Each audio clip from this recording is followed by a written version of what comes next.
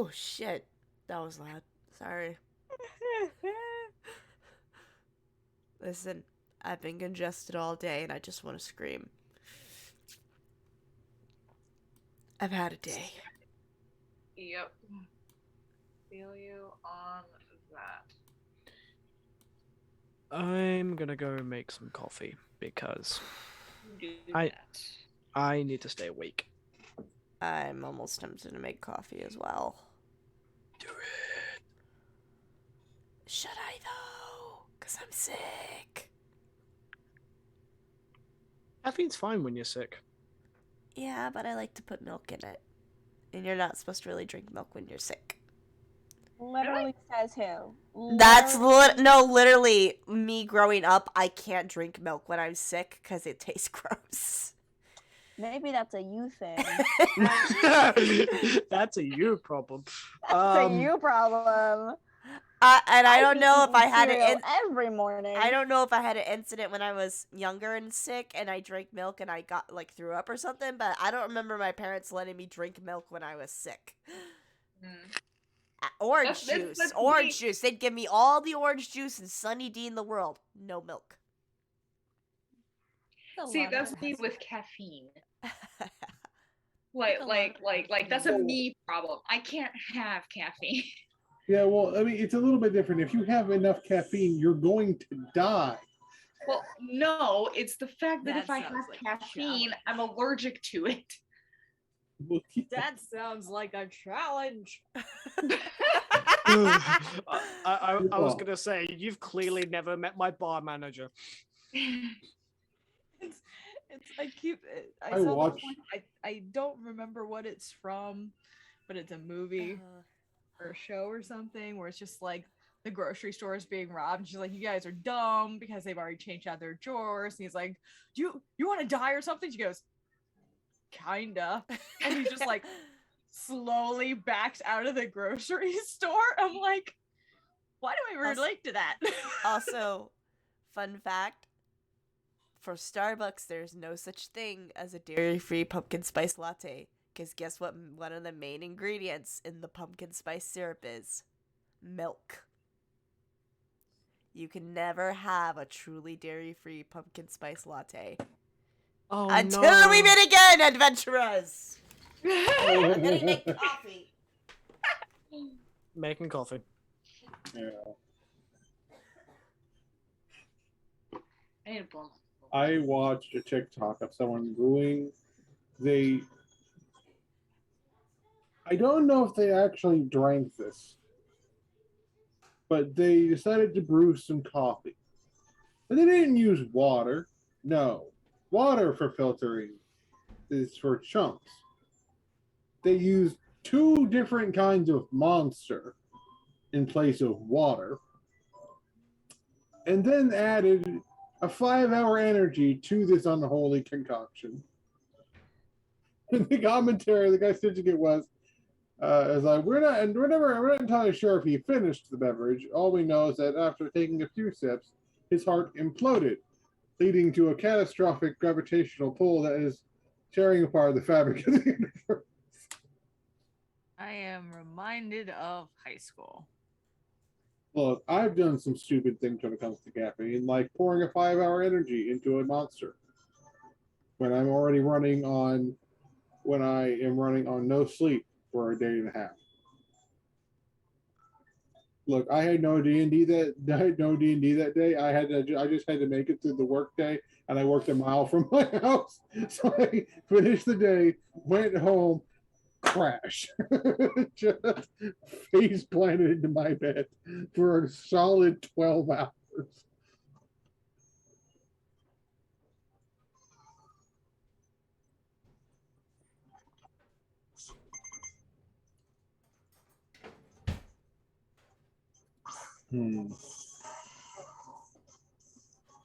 Oh, the night sky looks so pretty.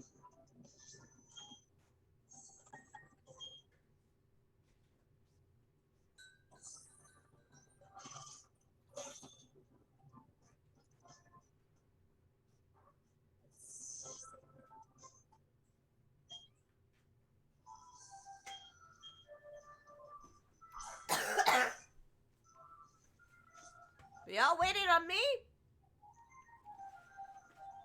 No.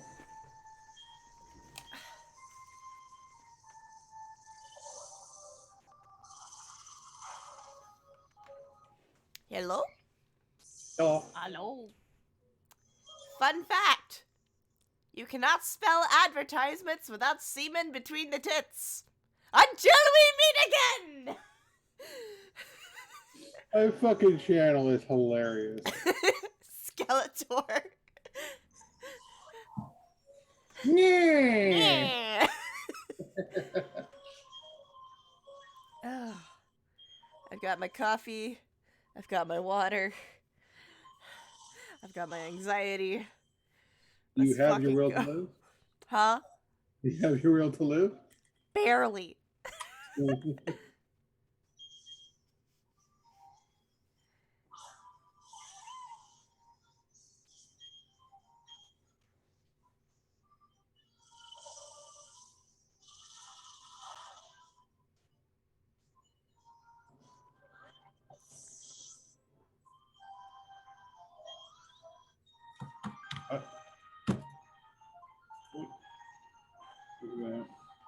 Okay, cool. Hold on, what? Hold on, roll that back. Stop Nate. the music. Dead If you could- ass. Okay, that's porn. Okay, wow. I open Twitter and I see porn. Nate, if you could do me a favor, the game is starting to get a little pingy from the speakers, so if you could either turn it down or mute your mic, that would be very appreciated. Thank you. We will start in just a moment. I'm just getting some stuff for myself. Guys, I am a worry wart when it comes to my own shit.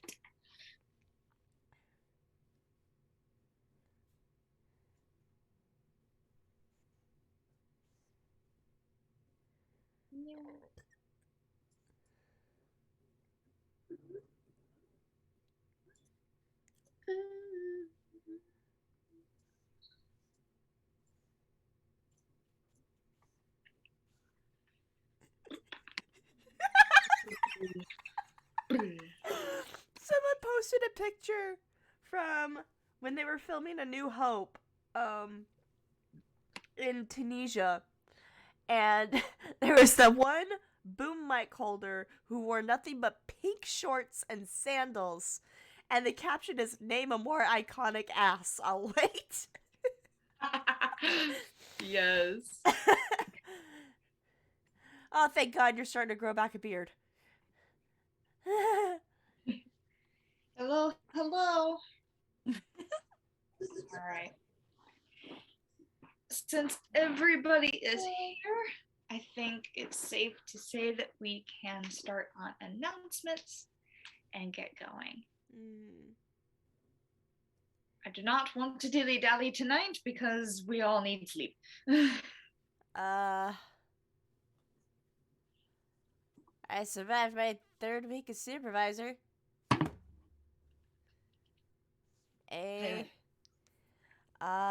Next Tuesday we will not be having Queer Questers due to Thanksgiving break coming up, and a lot of people are going to be heading out of town.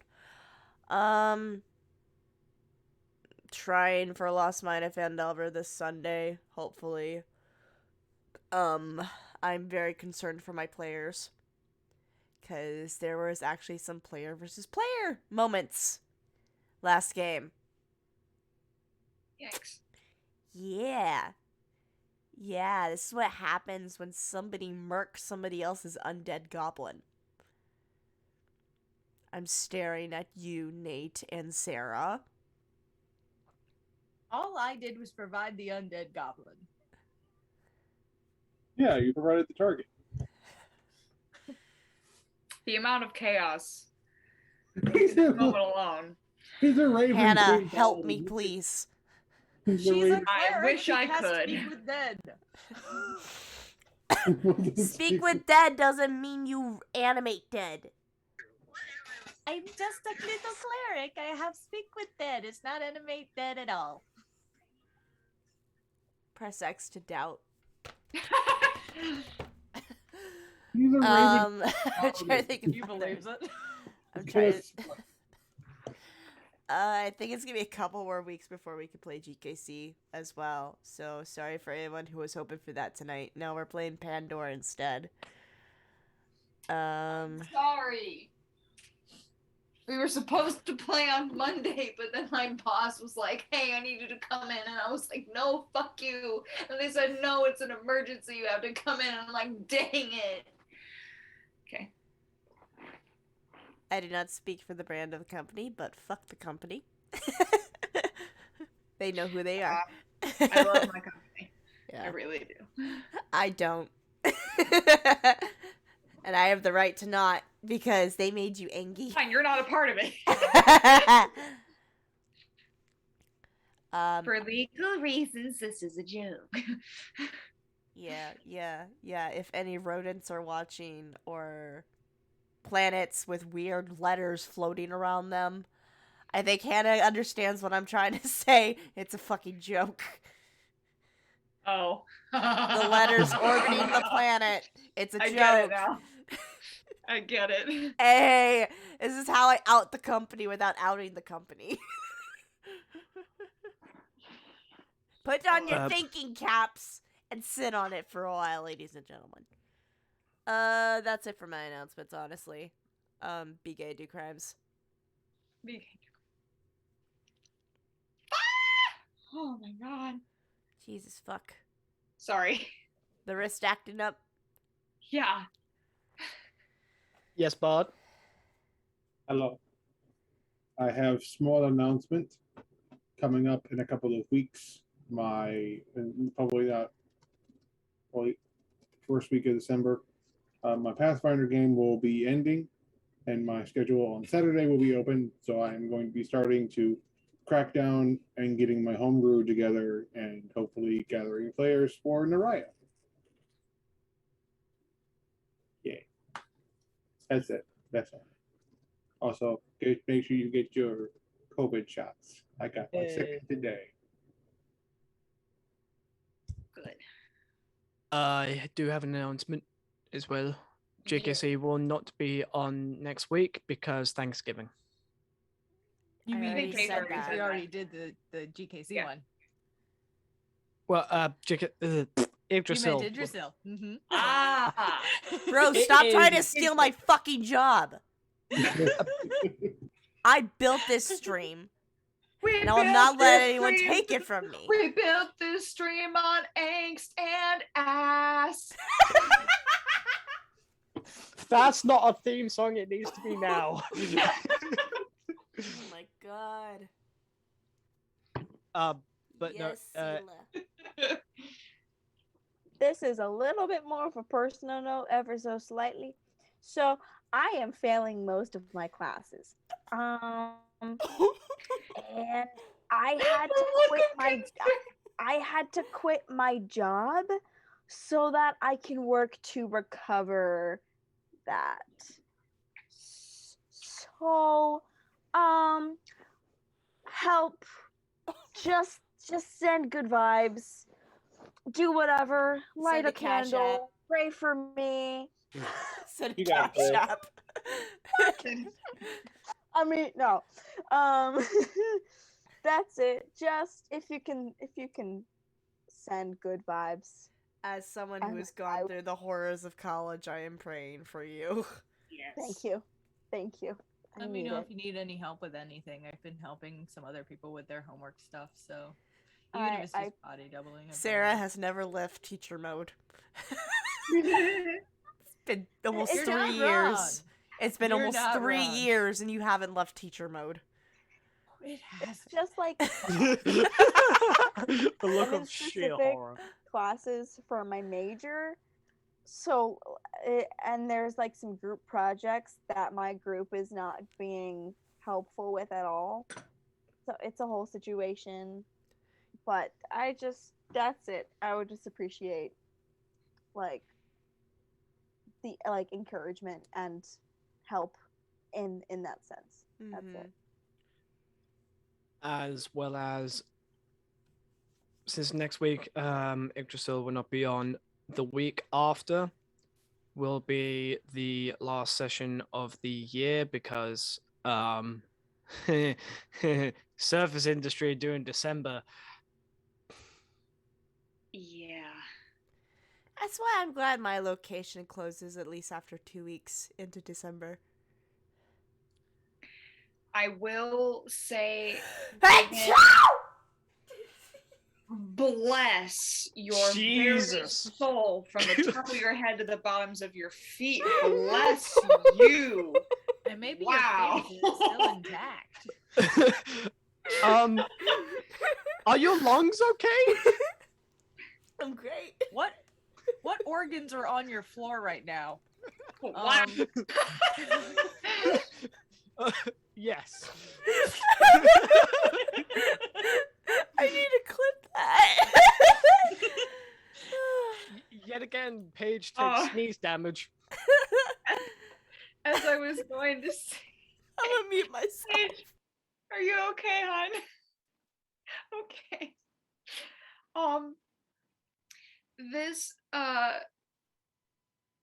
This game, I love this game very, very much, and I hope that we can still continue to play this game, hopefully as the year goes on.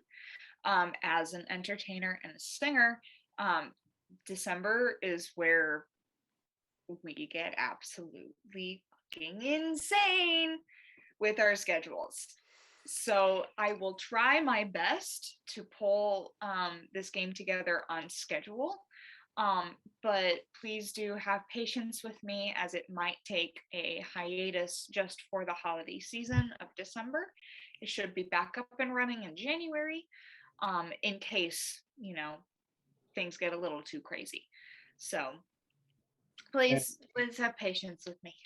And then again, a reminder for all of for the 4 PMs in this call right now. If your schedule or your personal self or your health needs a break, take a break. We would much rather miss a game. I know. I love you too, Paige. We value your health and your mental health more than we value playing. We love you. Take care of yourself. But do I value my own? Listen, Clearly not, because you don't drink water. Nate, you clearly did not grow up a people pleaser like I did. Same. I have to tell myself every day that just because I have a day off doesn't mean that I'm lazy. Oh no, I did grow up a people pleaser, which is why I know how it's fuck. Look, now can I take my own advice? No, but I'll give it as much as I fucking feel like. Okay. Are there any other announcements before we get started tonight? Ass. Titties. Boobies. You can't do you can't do me dirty like that. What the fuck? Mommy, sorry. Oh, ass and titties. Sorry. Mommy, sorry. Completely out of context, but I've reached the porn side of Star Wars. Just so y'all know. And I've interacted with the porn side of Star Wars. I'm pretty sure Welcome. you lived there for a while. This is the not safe for work sketchbook now. Aha. I love it. I need to get like a quote of this ain't motherfucking PG rated shit, this shit rated porn, and have it as a sticker put on this. These bitches Gay. Good for them. Good for them. My Good God. for them. These Oh, yeah. pictures gay. Once I get over the anxiety of drawing dicks, I'm drawing all the Cody Wan art. Oh God. Just all the Cody Wan art. No. Why? A million dicks as far as the eye I can can see. No. Please, just draw boobs, please. I mean, boobs are just as hard to draw as peens. They're difficult, bro. But they're beautiful. I like know, Or but they're a bitch. There's like a bazillion different tutorials on how to draw boobs. Like, wow, they really are fucking pro. They like, are. Every artist has their own style All right. of drawing. All right. Any not safe for work artist knows the awkwardness of having to feel up your own tit and look at that just so you know how to draw a hand grabbing a tit. Listen, it's embarrassing, but it's effective. Yep. So you have to grab the tit. Anyway, Okay. so Secrets of Pandor. Wait, I have an announcement. Yes. Paige. Hello. Hi. How are you? I want to die. Well, you're gonna want to die even more after I show you the shirt that I got. Oh my fucking god! I only see turds. Oh, but it's cold outside. I need that. I need one of So those. good. Target. It's so cute. It's at Target. Yep. Oh my god! I need my paycheck to get here sooner. I'm broke right now. That's it. Yo, same. No, like all my utilities decided. You know what? Fuck you. We're gonna have all your bills for December due on the same day. Right? So I'm gonna be dropping close to probably $1,200 on one day for utilities. Who needs money anyway, besides everybody? This is why I'm so grateful I got promoted to supervisor recently. I'm getting my first supervisor payroll next week. Look, I got my last paycheck from Spirit, and I had to spend half of it on getting my fucking sticker for my car. It's just like $151, and just like On to Pandor because we don't want to deal with our real lives. No more real life. No more real life, only spicy chicken lesbians. And very tired elk dads. Wait a second. Hold on. I wasn't here. Did anyone address the fact that Captain Marvel, or sorry, what's her name? Larson? Detective, no, Agent Carter. Agent Carter is our DM tonight.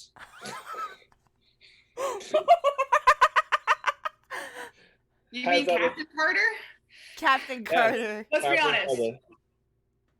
Yeah, boy. Yes. Mommy, sorry. Mommy, sorry. Mommy, sorry. Mommy, Need you to sorry. stop. Mama, Mama, lo siento. Mama, lo siento.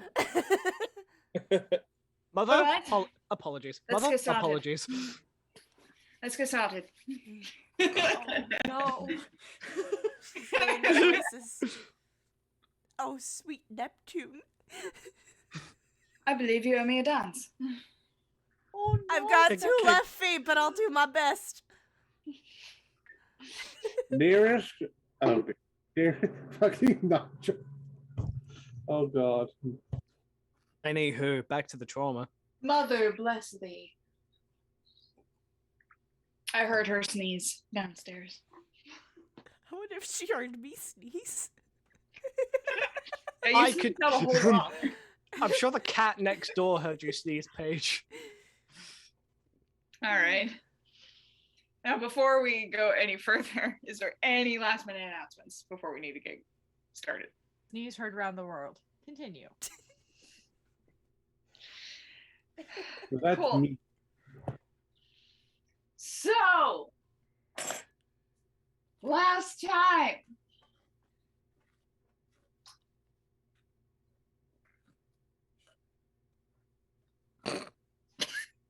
Last time.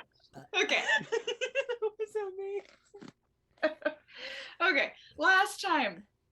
So to recap, Candela met back up with Fractum while they were shopping. They decided to go to the tavern and found Calypso absolutely wasted. She threw up outside the window and seemed very boisterous and excitable, screaming that the gods knew absolutely nothing and that they were liars. With a little encouragement, Fractum wanted to do a fashion show with their new clothes that they found. Meanwhile, Inga had found herself in the servants' quarters in the castle, randomly, she just found herself in the servants' quarters in the castle, wandering. She included a few new ingredients to the clam chowder and managed to sneak away convincingly. It's amazing. Did that bee just steal a noodle? That's amazing. She include blah, blah, blah, blah, blah. She went deeper into the castle to find the queen and asked her for directions out of the castle into the hot wings tub. Once she arrived there, she found Calypso and had a very interesting conversation about the gods and how people should make their own decisions. Calypso also asked about who gives Inga her power and what she does in return for it. Inga is convinced that she is friends with her patron,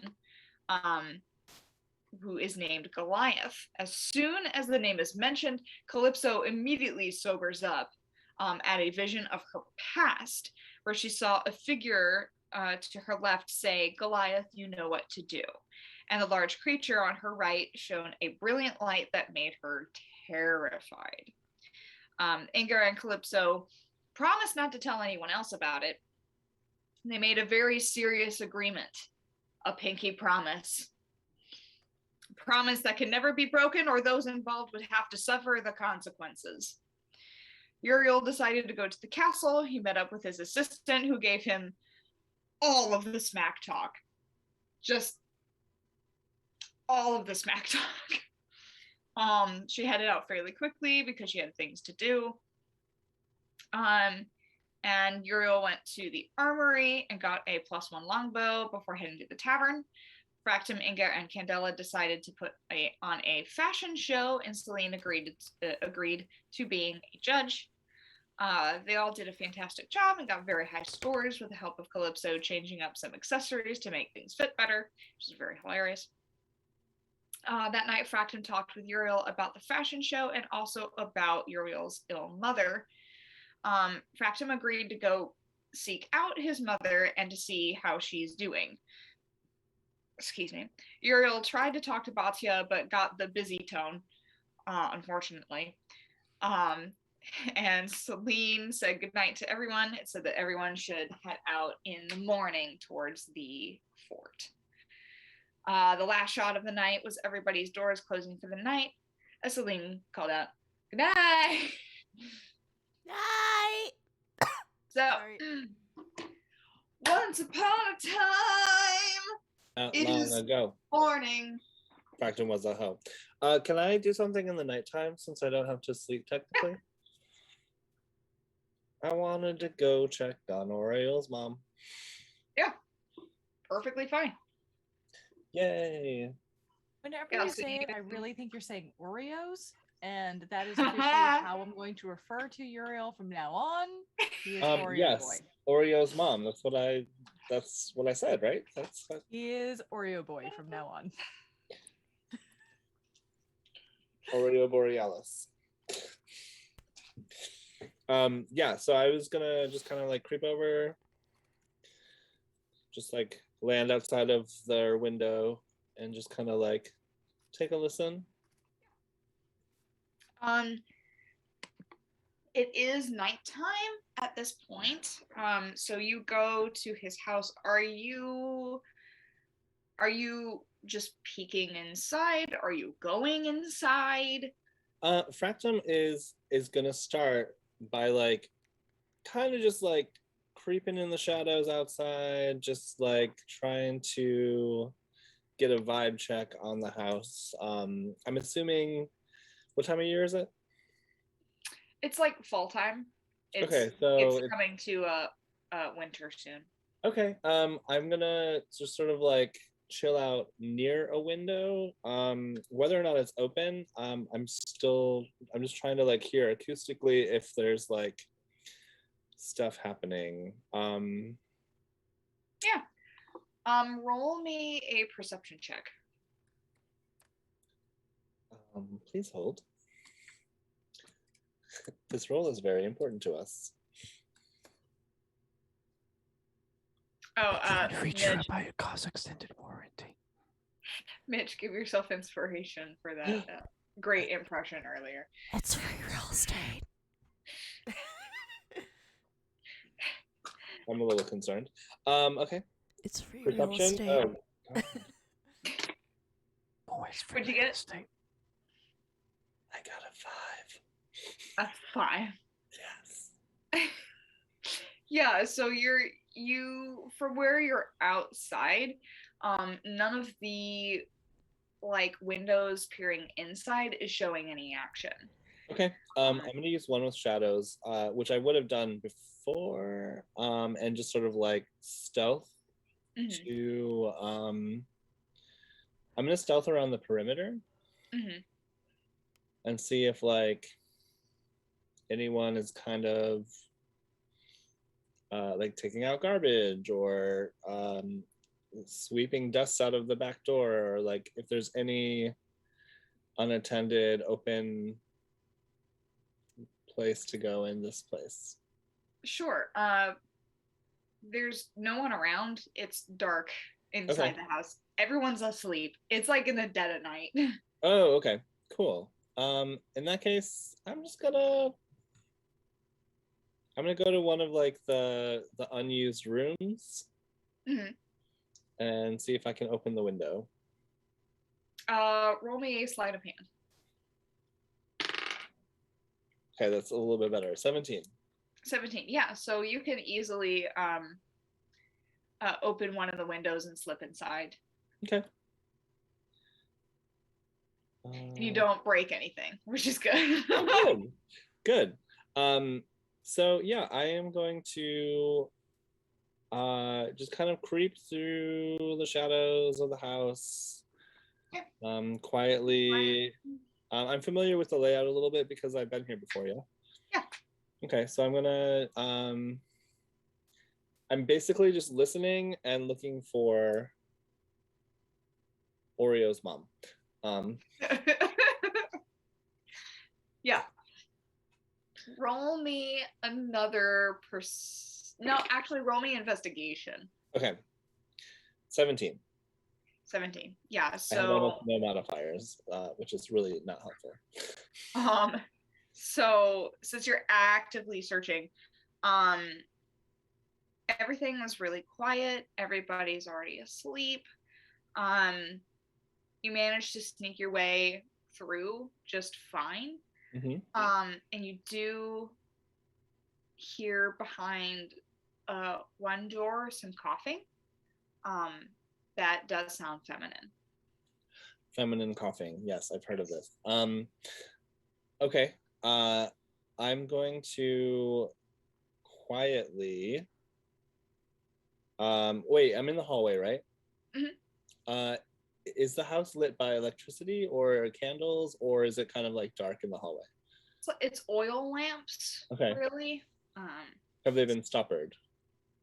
Yeah, they've been put out for the day. Okay, yeah, then I'm still being invisible in the dark, just kind of like creeping, like a really fun, creepy aunt, uncle who's just sneaking through the house. And I'm gonna try to quietly open the door. Okay. Oh, sorry, needed that.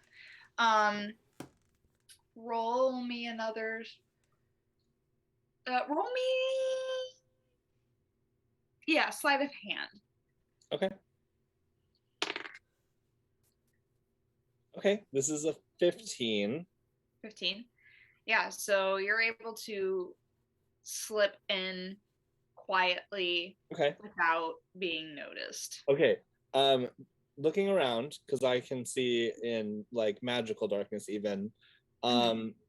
How many, is it a shared bedroom, or are they kind of, does she have this room and the lord of the house is in another? Yes, this is a room for herself temporarily. Okay. At least until she gets better. Okay. Because logically speaking, you don't want to sleep in the same bed with a person who's really someone who's sick. Yeah. Okay. Yeah. Okay. Okay, I am going to walk over to the bed and just ever so gently place the back of my hand on her forehead, was I'm assuming she's somewhat asleep. Yeah. Okay. She's like passed out, like the good sleep. When you're sick, the good sleep. Okay. Did before I continue, did Uriel tell me? He told all of us kind of like about his mom's condition, and did he go into detail about checking for magic? He checked. He would have told them that he checked, used a spell he has to check if there was poison or a disease, and they did not find any. Okay. In that case, I'm going to use remove curse. Okay. Do you have to roll or anything? I don't think so. I think it just works. At your touch, all curses affecting one creature or object end. If the object is a cursed magic item, its curse remains, but the spell breaks its owner's attunement to the object, so it can be removed or discarded. Okay. Yeah. So you cast it, and you feel the magic, leave your hand. Mm-hmm. It works. But she's just really peacefully sleeping. Okay. So there kind of is no physical sign at the moment that it actually did anything. Okay. But you're fairly positive you did the magic. You're pretty sure it worked. Cool. All right. And just for funsies, I'm gonna cast Expeditious Retreat to exit. Okay. What does that do? It basically just allows me to move like 1 billion times faster than I normally can. Fair. Yeah, I can take a bonus action to dash on each of my turns. Cool. So yep, but before I do that, I'm just gonna sort of like shake my wings a little bit until like one of the ember colored sort of like reflective orange, gold, red feathers falls. Mm-hmm. And lands on her pillow. And I'm just gonna sort of like do that thing where like like moms do, where they like sort of sweep the hair back behind the ear, and just I'm gonna whisper, "You're going to be okay," and then I'm gonna fucking book it. Fair. Yeah. And I'll just go back through the way I came, unless I encounter another human, in which case I will pause, use my invisible in the dark feature, and then continue out. And then I'm going to head back and do some knitting at the inn. Cool. Sounds good to me. All right, so I'm going to time skip a little bit. Okay. The rest of the night goes smoothly. Fractum, everything's fine for you. Okay. It's just kind of another normal night. It is morning. There's a goat screaming in the distance.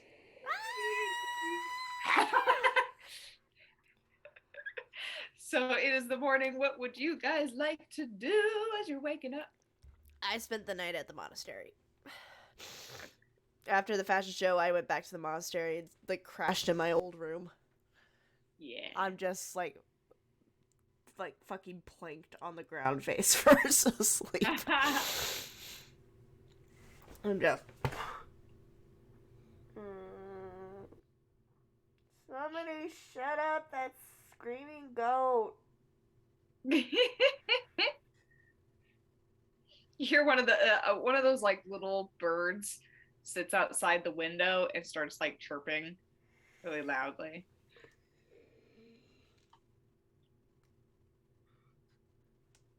Wait, this bird, I'm a phoenix. Would it be bird on bird crime if I shot it?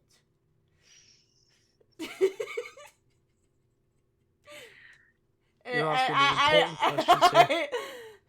I just kind of like lift my fingers and like start summoning energy for Sunbolt as I'm debating.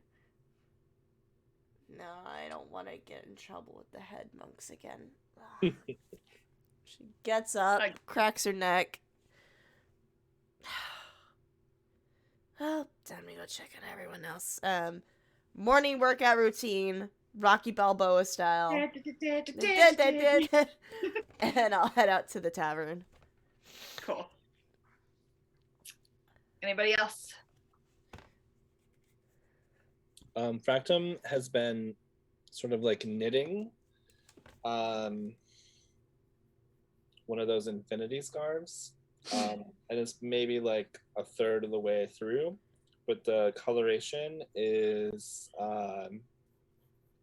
sort of matches Uriel's vibe. Cool. And yeah, they're just hanging out in the lobby, or they might have went for a midnight walk, but after their midnight walk. But yeah, they're just chilling. Cool. Inga. I'm gonna try to make breakfast. Okay. I'm gonna try to make pancakes and bacon.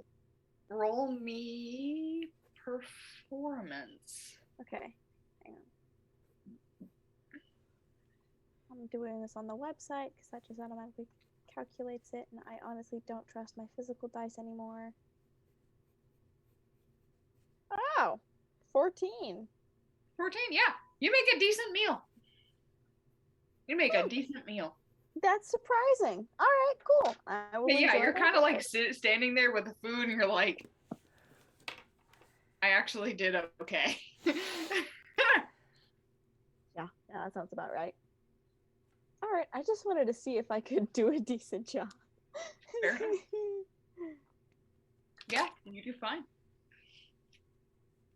Make some pretty good breakfast. All things considering. All right, who next? Oh, hungover am I? Roll me a percentile. Oh shit. Percentile may not correlate to the amount of alcohol in your blood. That's a lot. 35. You're hurting. I cast lesser restoration on myself. Okay.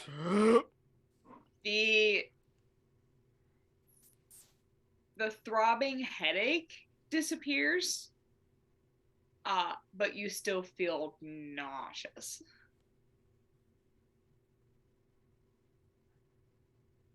Just like out into the universe. She's in her room by herself still. She just goes, not a word.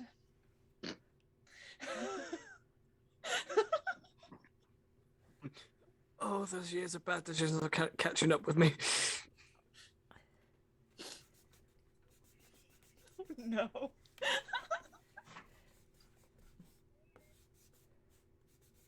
Is that all you like to do? Huh? Is there anything else you'd like to do? She goes through her spells, changes a couple out. Fair And then she'll go downstairs. Cool. She doesn't hear a peep. Not one.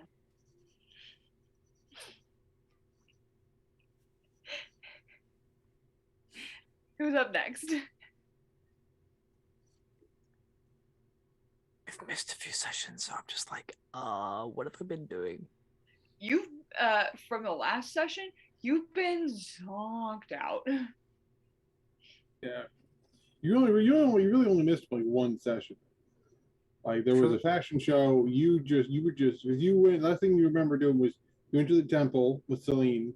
Yes, and you And got then- that symbol of Abner, and then headed back to the tavern, and that was the end of the session. So the session that you did miss, I just said that Darwin was very tired and went to sleep in his room. Okay. In that case, Darwin's waking up. He does his morning stretch, but every single vertebrae in his spine just goes. Oh, "Ah, I need that right now, though. Like, really. Yeah, you're not alone there. Oh, fucking hell. I love how every one of us heard that and went, crick. I mean, is that Sarah talking or Calypso or yes? Yes. But with the smell of bacon and pancakes cooking down, like mid stretches.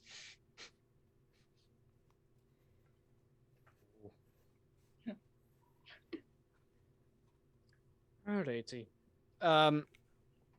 And last thing he'll do before heading downstairs is with his new carved and reinforced handle for his great axe. Puts the axe head back on and just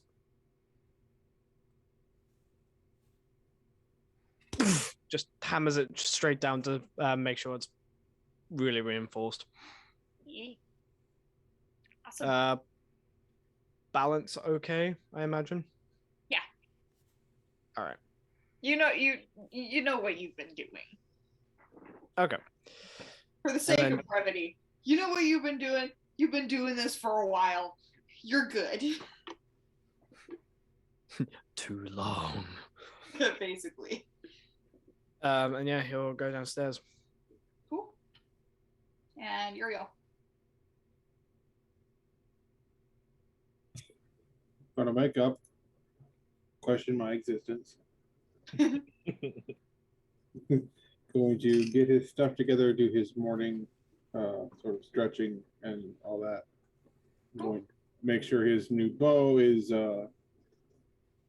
is strung up and ready to go, and it's got all those bits together. Going to do his usual like morning coin flip for putting it back, just sort of like, hi, I'm awake now. Just sort of a, and thinking about everything. Fuck. And these are downstairs. Downstairs. Fair. Completely fair. So everybody heads back to the tavern. And Celine actually makes her way down the stairs too, yawning. And just goes, morning. Oh, hi. Who's making breakfast? I'm smelling bacon and pancakes. Not me. Well, you just hear from the kitchen. And then Inger like pokes her head around holding a plate of like decent pancakes and decent bacon. Oh, wow. I didn't even see you go into the kitchen, Inga. That smells amazing. Why, thank you. I think I will say I surprised all of existence and logic and reason when I made these.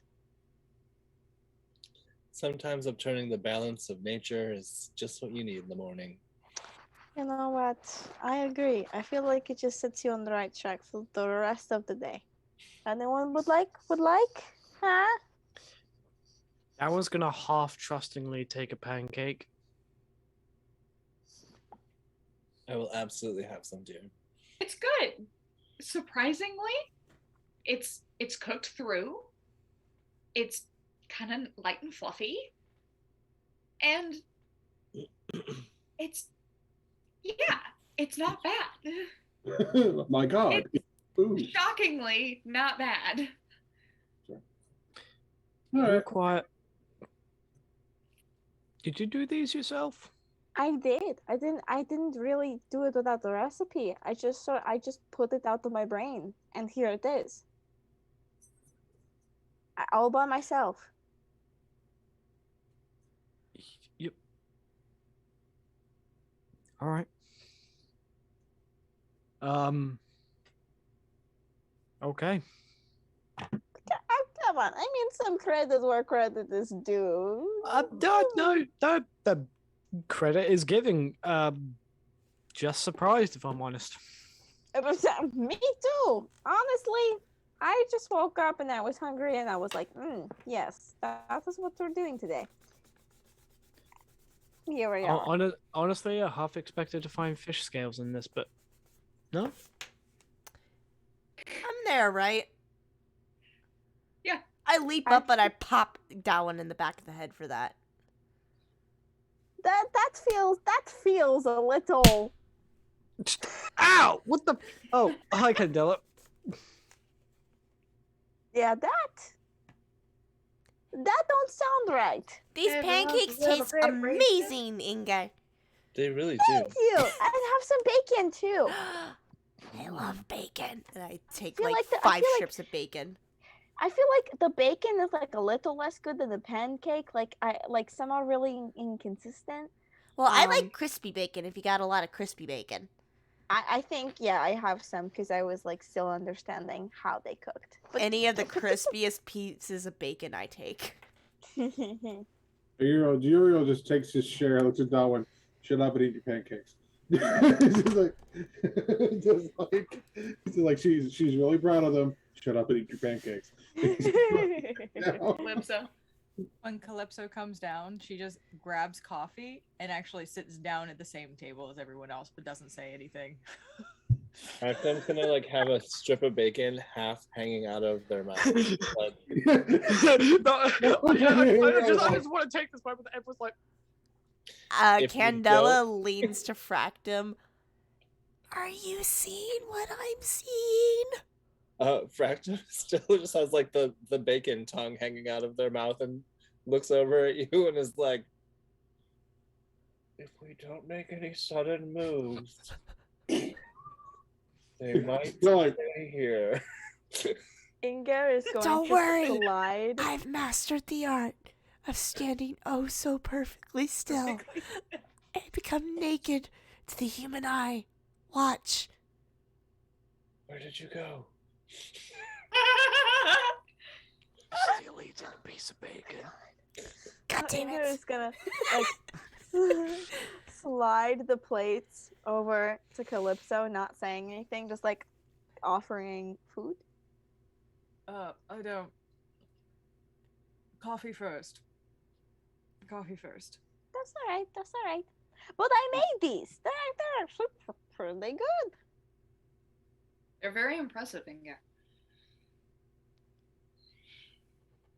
Thank I'm you. gonna- I'm gonna say it. Are you ill?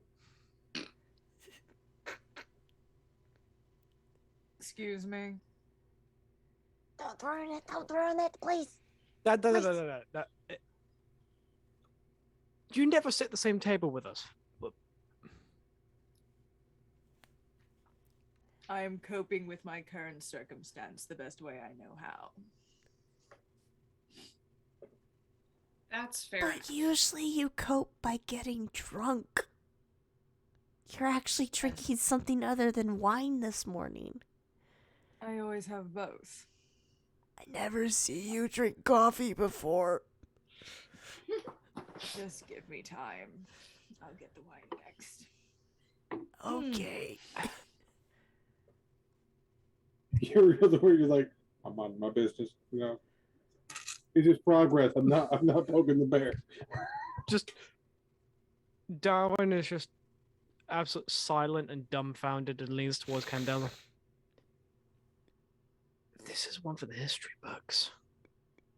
I think they need to write a whole new history book for this. They need to write an entire encyclopedia for this bullshit. It's really cool that we could all whisper and she can't hear us. Either she's listening and not giving a damn, or she's so hungover that everything's just blah blah blah. Like blah blah blah blah blah blah blah blah blah blah. Let me try something.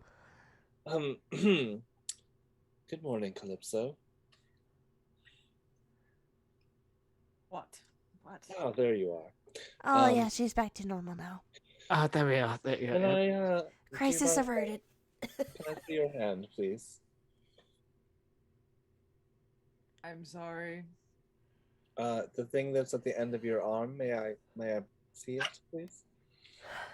Why? I will show you when you hand me your hand.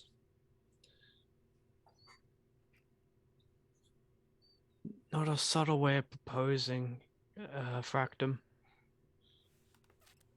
Yes, Calypso just has like a look of, I have to touch one of you. There's the Calypso we know. to be fair, I might be the cleanest. She slowly hands out a hand. As the second your hand touches Fractum's hand, lesser restoration. Round 2. Does that help at all? With the nausea? Yeah, it does. You feel less nauseous. Yeah, round 2. Why not? And that's it. Just like a quick touches your hand and then retreats. Continues to observe.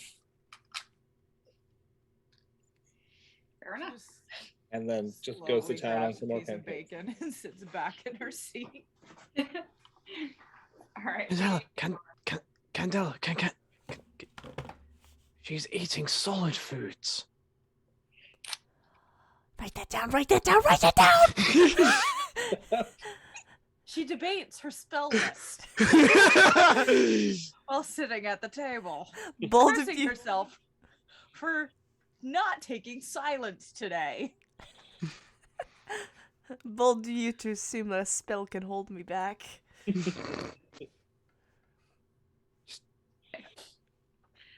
Celine will pipe up and say, while the sun is still high, I suggest that once we're done eating here, that we should probably head to the fort.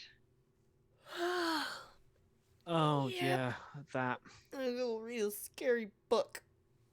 Yay! Did I say that out loud? No, just make sure that nobody else outside our table has heard that. No one else notices. They're too busy with their own breakfast. How far is the fort away from here? It's about a couple hours of a walk. Right, everyone refill the water skins or wine skins, depending on your inclination. Definitely bring snacks. Oh, if you I'm gonna order some wings on the go, and I head up to the counter to order some wings. Oh, Candela, don't forget the sauce that I gave you, the chili oil. I gotta try that. I order 2 orders of wings. One, it's plain wings, so I can put the sauce Fractum gave me on them, and then my regular spicy wings that I get. Cool. Celine, Uriel will take out a map. So set it down. Whereabouts do you think it is? Sorry, say that again. Move my back. Whereabouts do you think it is? Where's The fort. the You- fort? Are you asking Celine? Yes. Okay. Sorry.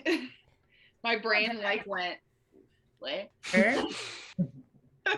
You think it's a bird? You think it's a bird?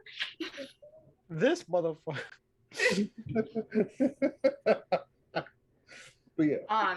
She responds, I know the general direction of where it is. I know the instructions that were given to me on how to get there. This would be my first time stepping foot there. Well, given that I've traversed, I've traversed almost every part of this forest. Obviously, I'm missing something. I might be able to find us a few shortcuts here and there along the paths. at least to make the space between us and it a bit shorter. Well, I was given fairly easy way there. It just looks in the general direction, and so he like if she like points out like the general direction of it, would Uriel know whether or not that's particular heavy harpy or giant eagle territory? Roll me history. Yeah, getting the dice out of the skull, that'd be a good idea. Dingus. Ooh. Well, that's 18. 18. Yeah, with the 18, she's pointing more northwest, which the like the harpies and the great eagles and all of that don't really go in that direction. They're more towards the northeast from what you're used to. Is there any kind of particular bestiary that is in that direction that he would know of? Bears. Okay. Well, good news is that's not harpy territory, and the eagles tend to stay near the cliffs. There may be bears, but I think we can probably handle the bears. I'm fairly certain that we all could handle a bear or two. Well, sometimes some days you get the bear, sometimes the bear gets you, but let's hope they're. Actually, what time of year is it? Fall, almost winter. Well, some of them might be already being asleep, so we might look out on that. That or they're sticking towards the river so they can get nice and fat. But we shouldn't have any problems in that regard, hopefully. Oh, Ariel, sorry to interrupt you, my dear. I may or may not have broken into your house last night and cast Remove Curse on your mother. Can you hand me some more bacon, please? Fractum. Yes, yeah, I'm Fractum. We're not going to speed past that. Like you I'm just didn't sorry, say. what? But there's not much bacon left, and I really wanted some more. We are not going to speed past that. Like you just didn't say what you just said. I cast a spell to help Ariel's mother. Yes, yeah, you're welcome. It's fine. I'm more concerned about the part that you decided to,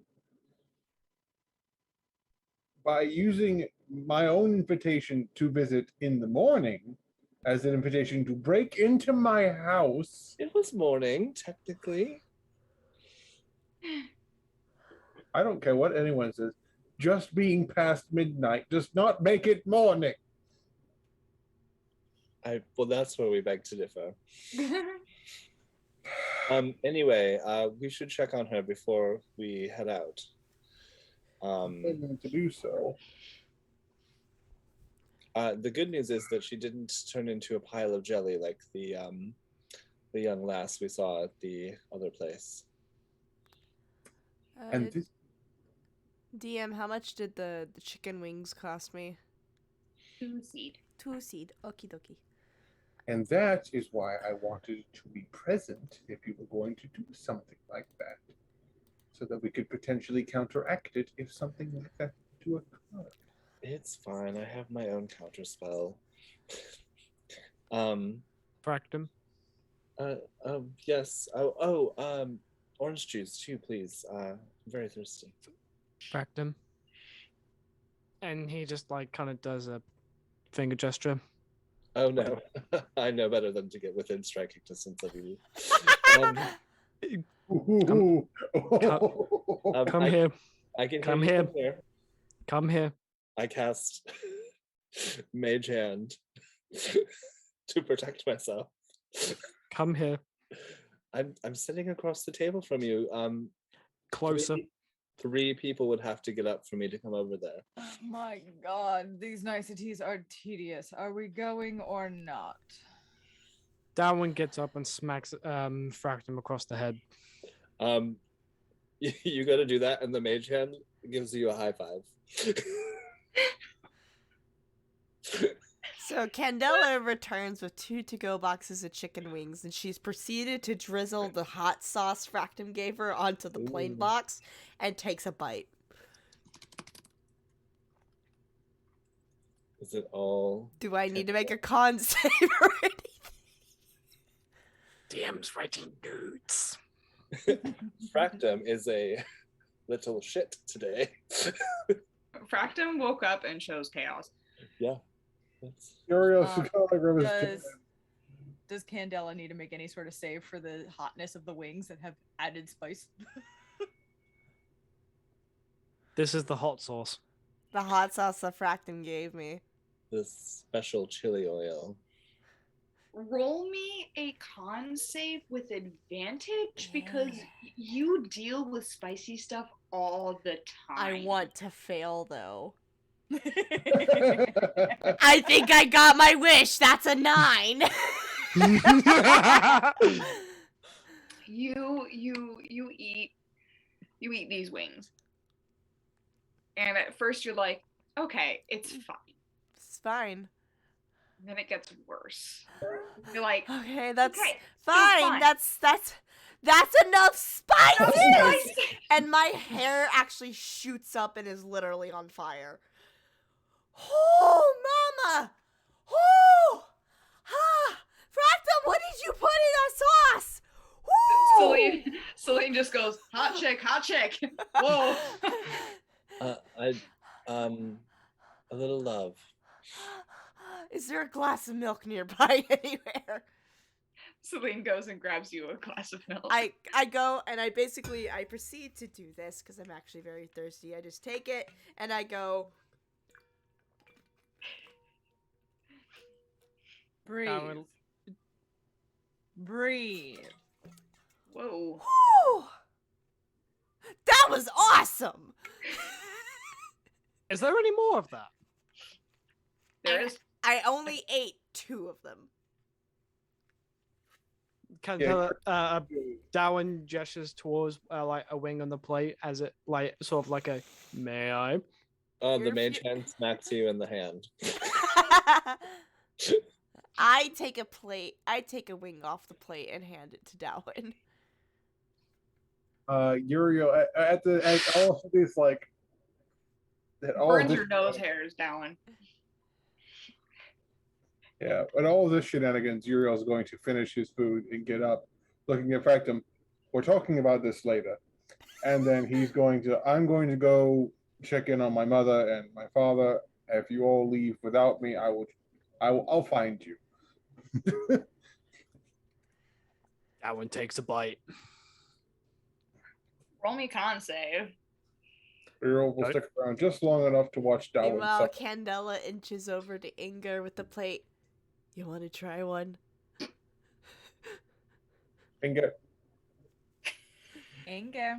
ding ding. Candela's offering you an overly hot wing. You just watched her face explode after eating.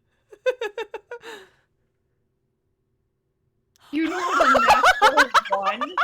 Oh, you're gonna have the fiery shits. Okay, hold on, because this is way too good. Wait, hold on. Darwin's a No. centaur, isn't he? Oh. So, Darwin, you smell it first, right? And it like burns your nose hairs, and you're like, oh boy, this is gonna be. And so you take that first bite. It's like you took the hottest ember in a fire and popped it in your mouth. It burns from the inside out. You are sweating. And your heart is racing, and your eyes and your nose are starting to run. This is fine. I know, it's great, isn't it? You and I have a different interpretation of great. I Make hold the him take plate. damage. I hold the plate up to Inga. Want to try one? Inga is going to take one, use like of the plate that she has next to her, and like deliberately wipe off excess sauce, wrap it in a piece of bacon, and then eat it. Roll me a Constitution saving throw. Does it matter that I wiped away No. the excess sauce? Crap. It got saturated. Saving throw? Mm-hmm. Okay. So I murder my friends. Oh my god. I'm literally gonna kill myself. Fractal would like to look at the bottle, if that's okay. Yeah. 5. Does it have any It's not evidence fun. of re-raz on it? Hold on, let me get to Yeah. go first. So Angar, you take a bite, and it's delicious, but it is hot. You are sweating. If a fish could sweat, now it is. Angela is going to like look up, even though like her body is like absolutely raging. Her face is like just like I'm going to go to the pool now, and then she walks off. Oh, to you the nearest you body want of you want to drink? You want to drink milk, not water? Ow, ow, ow, ow, ow, ow, ow. And she still goes onto the water. Oh, she's gonna have a bad time.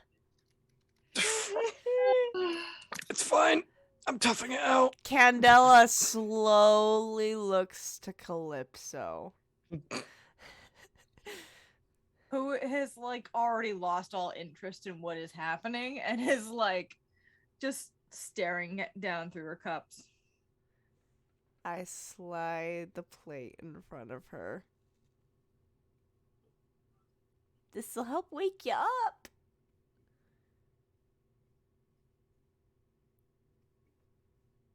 Awkward finger Absolutely guns. not. Come Damn on. Don't you want to be a little extra chipper this morning?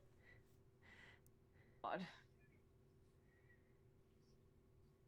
I'm No. sure whatever's in these wings will cure that hangover of yours. It'll burn away the alcohol, so to say. Why would I possibly want that? And she like pulls over a wine glass that you guys didn't notice she had pulled out as well. I'm debating if I want to try to roll an intimidation check on her to make her eat a chicken wing. You can try. Just try the damn wing!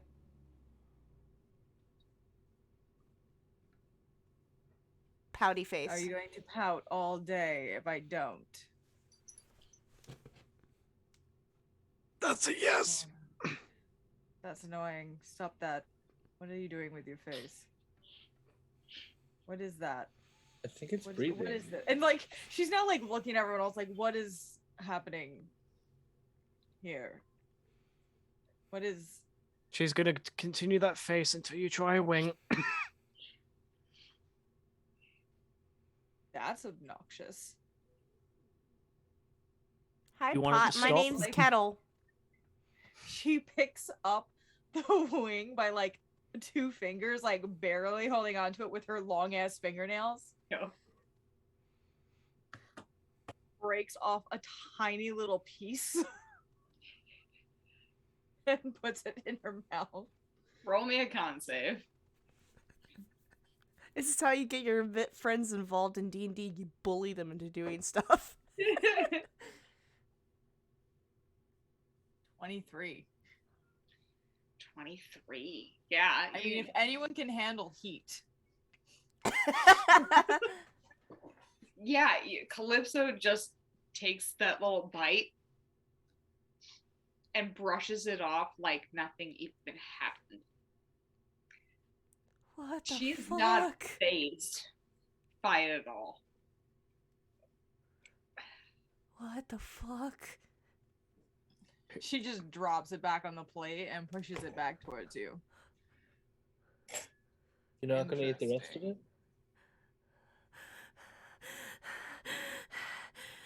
I think I need to go pray. Della walks away with the plate because she has never seen that happen before. Fractum, I know that you said you wanted to look at the bottle, right? Oh yeah, I just want to see if there's any evidence of Liraz on this. Yeah, you look it over. No, there's Okay. it's just a hot sauce. You know, A really hot sauce. yeah, I wanna taste it just like a la carte, if that's okay. Roll me con save. I'm gonna use my inspiration to re-roll that because that was a Okay. 7. 11. 11. Seven, Yeah, 11. you're burning. Your mouth is Whew. burning. Good thing I'm resistant to fire because this is Yep. man. I'm gonna have to get more jars of that. Whew. Mamma mia. Celine kind of sighs and goes, "Okay, well, I know that we should probably start heading out soon." Oof. Oh, work is Candella's just okay. in a corner of the tavern holding her plates, being, Darwin, Calypso's starting to scare me. What is going on? Help! Roll me religion. It's a straight roll. 11! 11. I'm praying over the plate of chicken wings. You feel you My don't dad come you pick don't- me up. I'm scared. you don't Oh no. you don't Oh, no. feel you don't hear or feel Darwin like responding or anything, but you feel like your meal has been blessed. Oh no, our Candela. She's broken. Oh God, yes. Okay.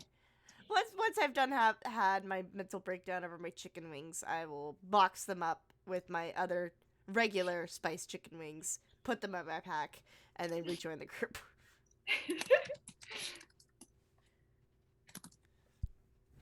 Let me write this down really quick.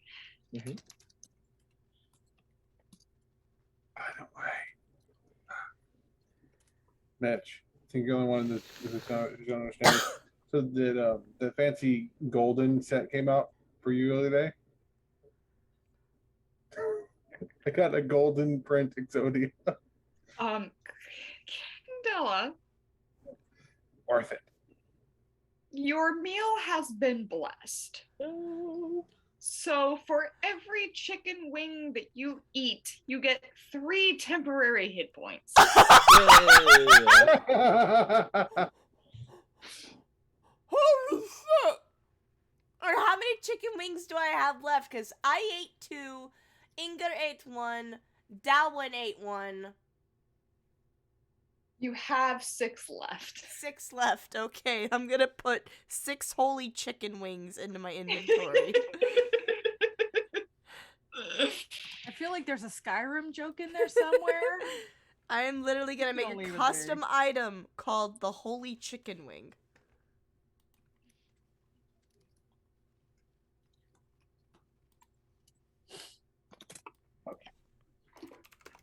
Just because I feel like that's an opportunity that I, as the DM, cannot pass up because it's way too good. Oh yeah. Eating a chicken wing grants 3 temp hit points. Uriel, remind me of what you were doing. I was gonna go do a quick check in on the family and then track the party down when they left after they left. Okay. Yeah, so you head home. Your dad is out on business.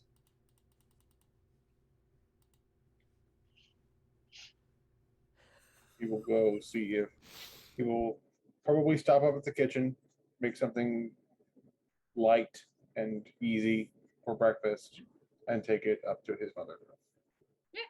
You come in and she's sleeping. I need to get locks on these windows. he will set the he'll like set the tray that has the food on it next to her bed, like a side table or something, and lean down and give her a small kiss on her forehead. It feels like her fever has broken, as far as you can tell. She's got like, it's not that harsh kind of, like when you get a fever, you don't feel well. It's like finally the fever has broken and now she's starting to sweat. Okay. So it's a good sign. Well, at the very least, that's a positive note.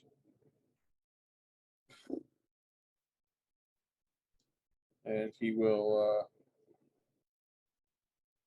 make sure she's all tucked in and snugly, and then he'll head back downstairs.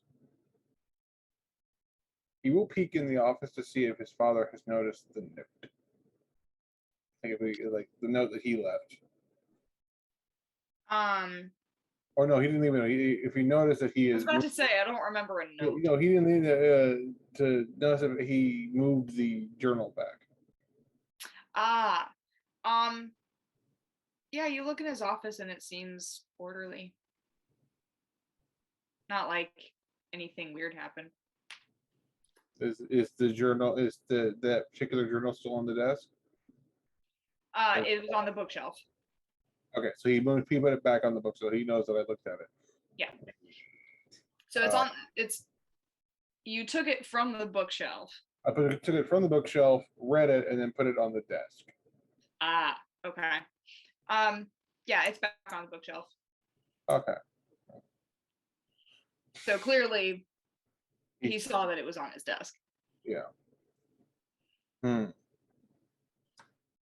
guess I'll just do it once over in the office. If anything stands out, and then What's your passive perception? passive perception is 16. Yeah, everything seems orderly. He will close the door, and he will head out the back towards the direction the party will be heading. Yep. For the sake of brevity, is everybody good to go for the whole party starting to move forward? Good? Okay. All right, so again, for the sake of brevity, the whole party ends up meeting on the road. Celine is leading charge towards the fort, and many hours pass by. It is a long trip. There's lots of really nice trees, though. We got nice forests, and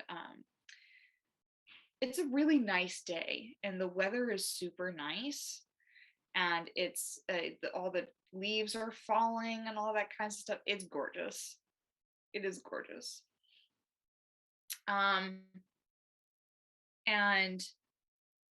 at one point, Celine like squints really hard and goes, "Yep, there it is."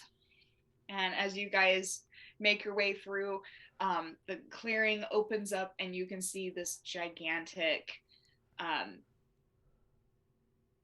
fort with dark stone, and very much like the fort in Creston. This one is similar, but it's also very different in architecture. It's designed with on the tops of them with those big like cauldrons that they would melt iron and stuff like that and pour them on the people below. Oh, smelters. Gross. Yes. Since this was the Phoenix territory, their towers were very high. this fort had, you know, levels because the other races couldn't, you know, fly or climb, you know, that quickly. So they used it to their advantage. I have the high ground. Portable high ground, Anakin. This fortress was built by a phoenix named Kenobi. So that you can see a lot of those like old rusted shields and swords lying about on the ground outside. There's a lot of what you can just see. It's overgrown. The grass is overgrown, but as you guys kind of walk in, you can hear clanking under your feet.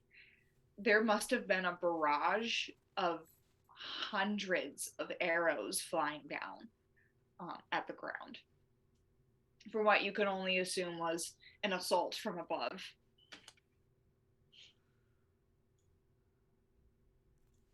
Check my shoes to make sure no arrowheads got stuck in them. They're good. They're really old. Uh-huh. This is cozy. So was the other one. Yeah. This one's really big, though. You want to see any obvious holes in the side? Broken down gate?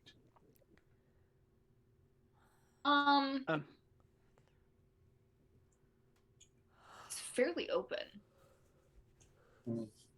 It's the fort, yes, is supposed to protect those inside, but in a way, Uriel, you know this as like a hunter. There's lots of signs of traps too. So this place was built to be a trap for people who came in and tried their luck. And can Darwin make a survival check to see if there's been any recent foot traffic of any kind around? Make a perception check. Would it be a perception or would it be a survival? Yeah, I guess survival. That works too. May I assist on the survivals? One moment while I type something down.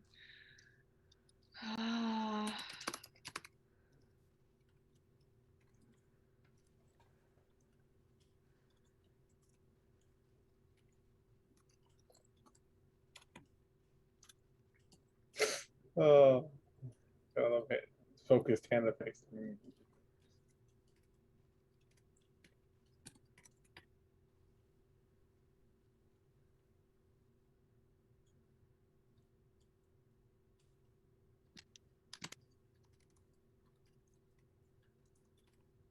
Okay. So, Uriel wants to assist in the survival check. Would that be all right? Yes. Yes. So, roll with advantage. All right. 18 total. 18.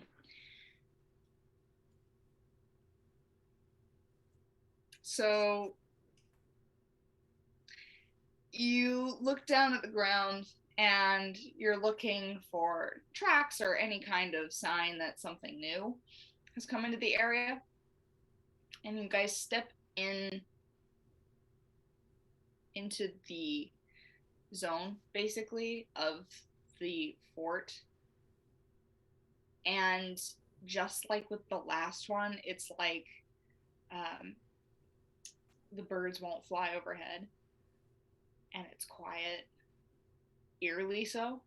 And you look down with the help of Uriel, and you find that the overgrown grass in some sections has been crushed in footsteps. And they are new. How recent would you say? Couple minutes.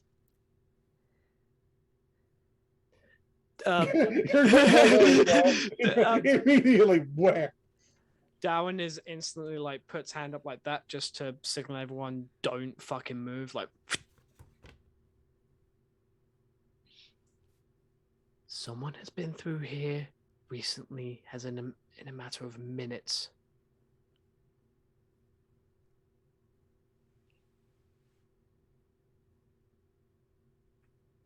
Axe out. Pull out my Yeah, quarterstaff. I think Stay low. Stay if I quiet. have this right, I'm gonna Yeah. cast Mage Hand. Ooh, Just have You're gonna cast I would- what, hon? Mage Hand. Mage hand? Have Okay. a hand with me. I would Yeah. like to inform the DM that I carry a quarterstaff of warning, which means myself and any of my companions within 30 feet of me cannot be surprised. Cool. So no surprise rounds on us, bitches. Oh. Nice. Very, very nice. Are we able to tell from the tracks we can see how many there are? If it's just one, or if there's like more than one? It's just one. It's one person from what you can see. Hmm. The footsteps aren't like large, like a like compared to a man's. It looks more feminine. It's not centaur. It's just 2 feet. So it could be either Phoenix or Siren or Right Wood Elf. DM obligatory. We're in a big old fort question. I think I know the answer though. Anything ringing any bells? It is a good question. We saw some. Roll me a history check.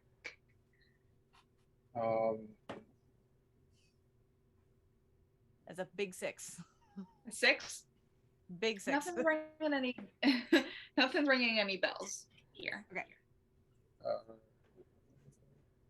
Given Uriel's a hunter and everything, he's going to look for like both obvious and non-obvious sniper points where someone could be hiding up in higher up, as this fort was meant to conceal.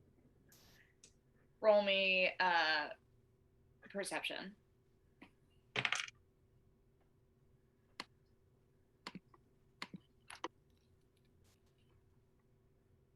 Dirty 20. 30-20. Yeah. From what you can see, there's nothing sniper-like in the area. So you at least know that you guys are safe from any ranged attacks, as far as you are aware. What direction are the tracks heading? Into the fort. Into the thick of it. Stay close, stay low, stay quiet. What's the light situation here? What's the what? Like, How light? are we inside? No, you guys are still outside. Okay. Is it like midday? Yeah. Okay. I'm going to cast invisibility on myself. Cool.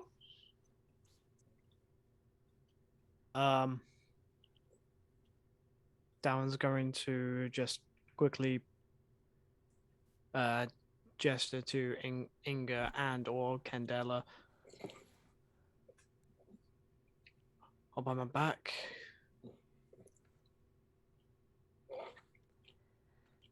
Hey, everyone, just stay within 30 feet of me, okay? And I'll hop up onto Dallon's back. I'll be like, I'll scooch like right next to Darwin, Mm. just like being alert, because like Candela's up there, so I'll just chill here. I mean, we're both tiny. We can both fit. You, Darwin's huge. You are both small. You can fit. Okay, then I will climb up. Okay, here's a funny question. Candela, which way are you facing? I'll face back Back? Okay. to keep an eye out. Okay, then I will sit in front of you Uh-huh. and I will be facing forward mostly. with so that that, like, one. Okay. Yeah, with that one, but like trying to keep eyes on like Okay. sides. Yeah. Cool. Do you guys start to approach? Yeah.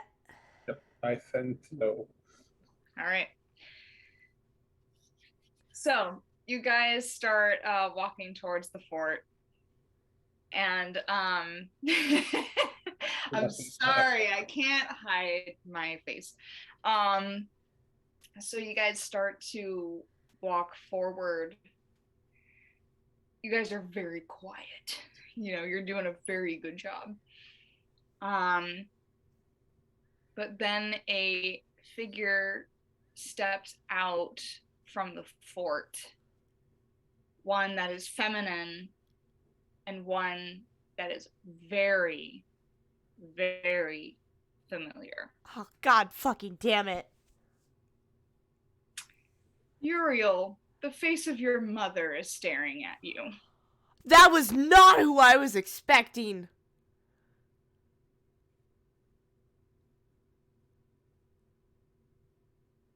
And she just says,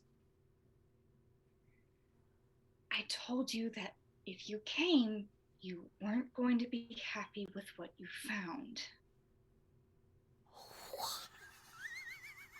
And after I made you that lovely breakfast.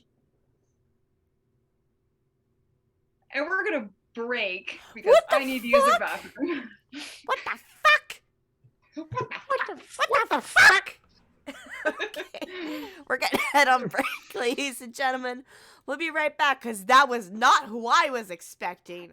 What were you expecting? I was expecting Liraz. Yeah. I knew the bitch was evil. Not today. All right, we will be right back.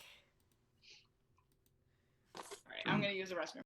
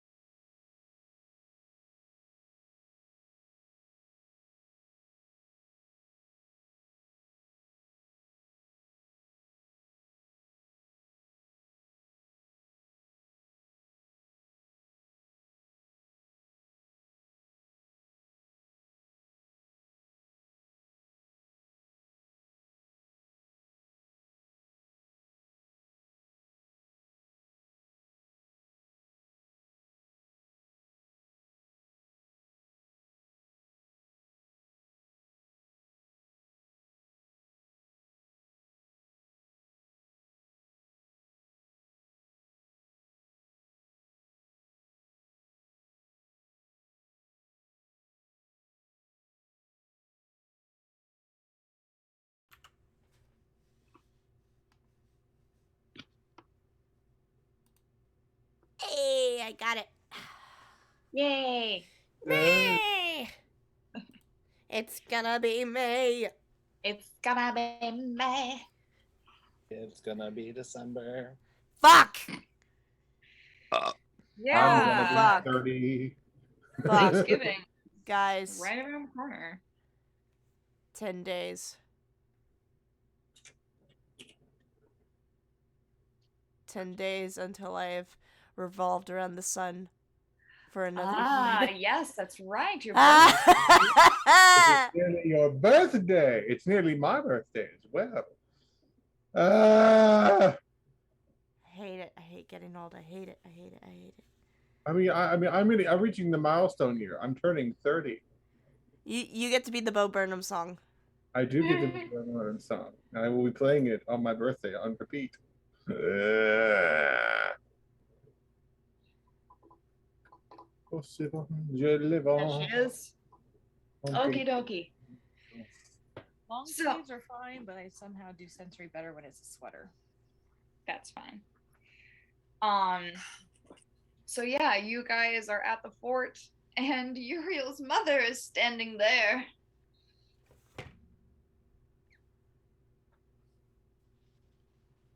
Who is that? Because Candela doesn't know who it is. Yeah, I don't think I do Yeah. either. I don't think anyone but Fractum and Uriel know who's standing there.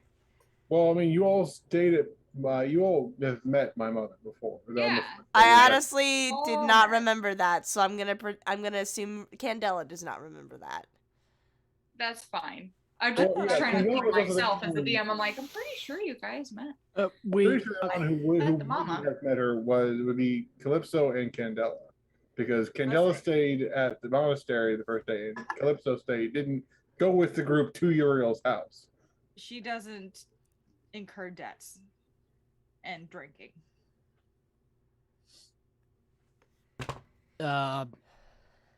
Darwin just leans over to Uriel. Are we about to do what I think we're about to do? I certainly hope not. Uriel just takes a very deep breath. Hello, mother. Hello, Uriel. What's Uriel's mother's name again? Her name is. Her name is Uriel's Shit. mom. No. Yeah. Fuck. Yeah, that's her name. Uriel's mom has got it going on.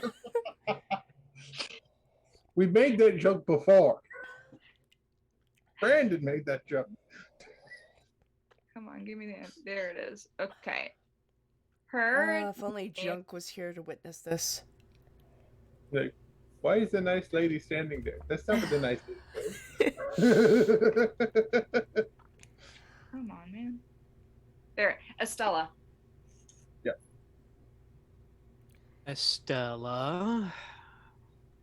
Funny running into you here. Yes, quite funny, isn't it?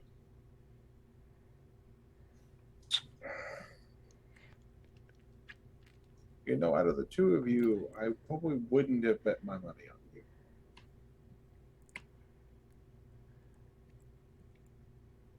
I tried to warn you.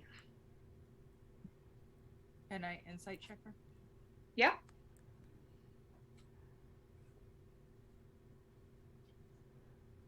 Used in a while, so let's see how you do. 17. 17. Yeah, she's got that tone of voice and look on her face that says it's that motherly instinct of I'm so sorry. You know, she doesn't really want to hurt specifically her son. But she believes so strongly in whatever she believes in that she's not going to back down.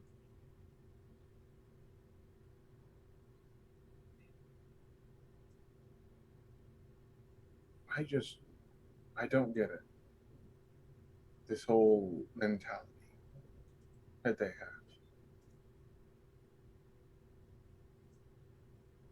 yes, is the whole idea of togetherness and unity based on something that's a little shaky, sure. But we don't need to do this. Unity is not what I'm here for, Uriel. I don't believe that unity will ever be a thing. As much as I could hope and pray, the world will always be twisted. I'm just doing what's best for our family, Uriel. Fortunately, the most atrocious acts has been done in the name of love and family. So, what makes you any different? I never claimed to be anything different.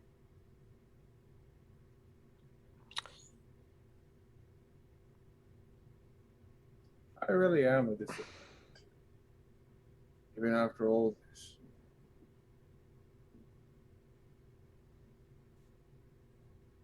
I felt that. So there was a reason why you in particular never scolded me for being a lazy shit. If I was home or in the woods, not involving myself, I was out of the way. And I wouldn't be a threat. No. No. I encouraged you to do whatever you wanted to do. That was your decision. The expectation of you going into the business under the royal family is bullshit. And the fact that we have had to sacrifice so much and step aside for the royal family so many times just to get recognized is bullshit. I want to see you and our family flourish. That's it. I'm tired of seeing your father exhausted day to day trying to make something happen that probably won't. I respect your father. He's a hardworking man.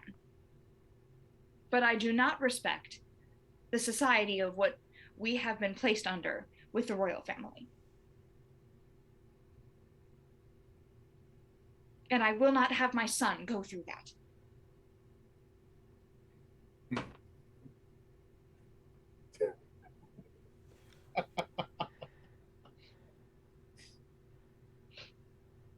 Mother, with all due respect, it's bullshit.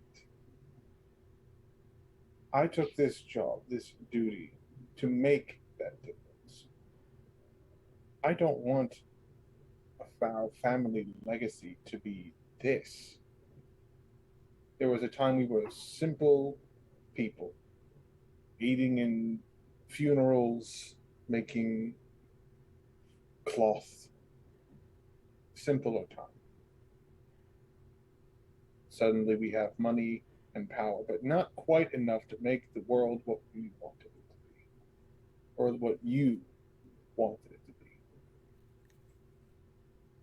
I've seen what they want. She showed me. I know why they're gathering the crystals. I know what they were for. What crystals?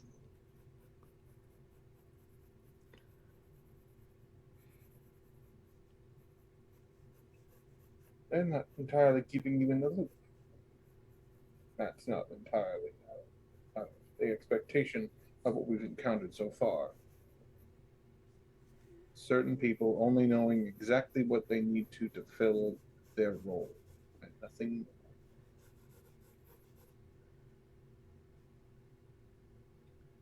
Somehow, I find that hard to put any faith in.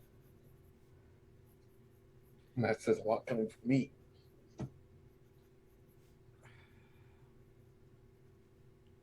Please, just take your friends and go home. Yeah, that's not gonna happen. She's gonna snap and say, "Do not speak for my son." Unfortunately, he's right. I don't get to say that often enough, do you, Darwin?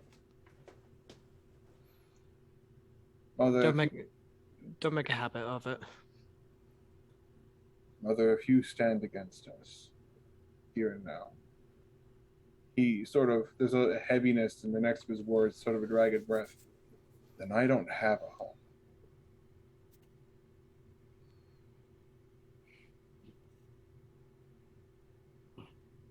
I swore an oath to protect Pandor, protect my friends. And you serve those who would see it destroyed for power, misguided ideas. I do not care for this group, for the liegemen, whatever. I care about my family. Whatever plans the liegemen have for themselves is their plans. My plan is to keep my family safe. I want to insight check her. Yeah. Yeah, I was gonna say the same thing. Can I also? Yeah. And I messaged you. Cough. Ah, fuck me! 9. Phone has been going off like crazy. Sorry. No, it's totally fine. It's probably me. No, it's other things. 15. But you have a life? Weird. 15. Yeah. Okay. I got a 9. Yeah. Every word that's coming out of her mouth is her full truth.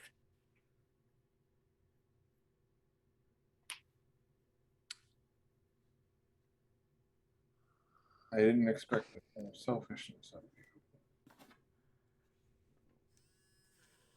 Sometimes a selfless person gets tired.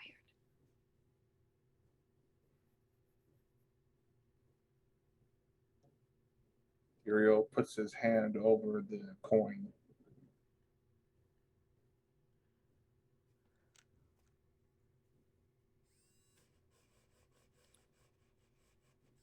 Darwin looks over to Uriel.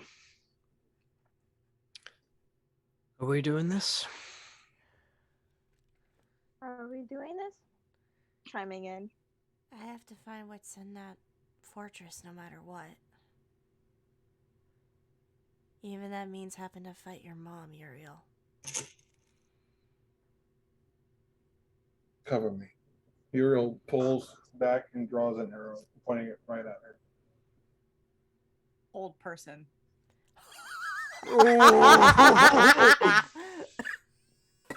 On who? You know, Real question, just- on Uriel or her? On just her.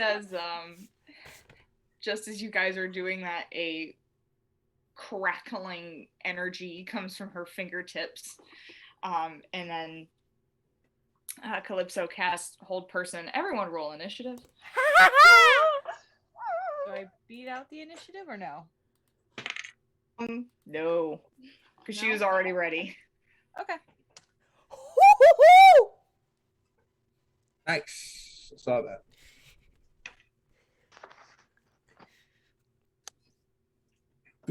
Super speed. Fast Daniela as over fuck, here with- boy!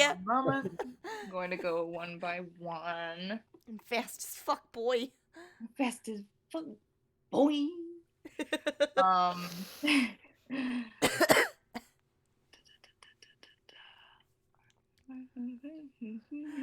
Uriel, I am sorry, but also not sorry for the atrocities I'm about to commit against your mother. Yeah. Okay. So I'm going to write down on my phone who is going in what order, because I will mess up if I do not. I'm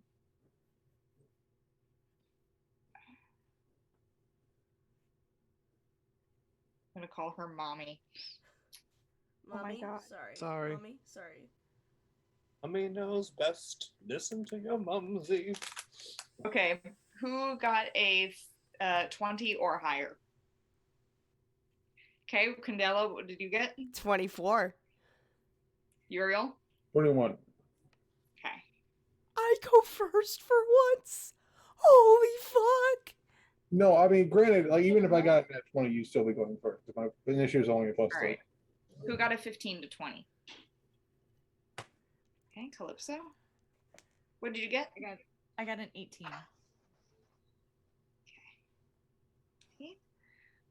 Who got a 10 to 15? Me. Okay. 14. 14. Okay, what is your dex mod? My dex modifier is +2.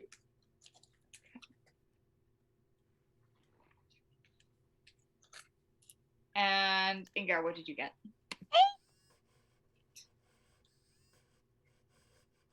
I believe Oh, shoot. Darwin also got it. I also got an 8. Yeah. Okay. Sorry.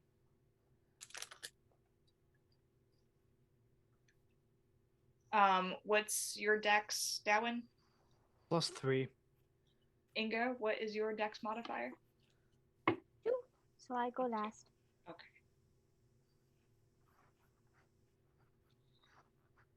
Okie dokie.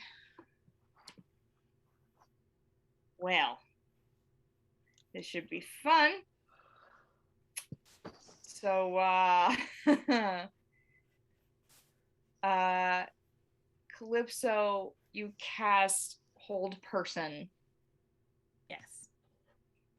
What does?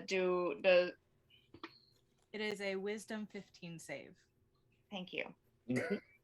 What do? I knew what you What meant. do? I knew What what you meant. do? Sheesh.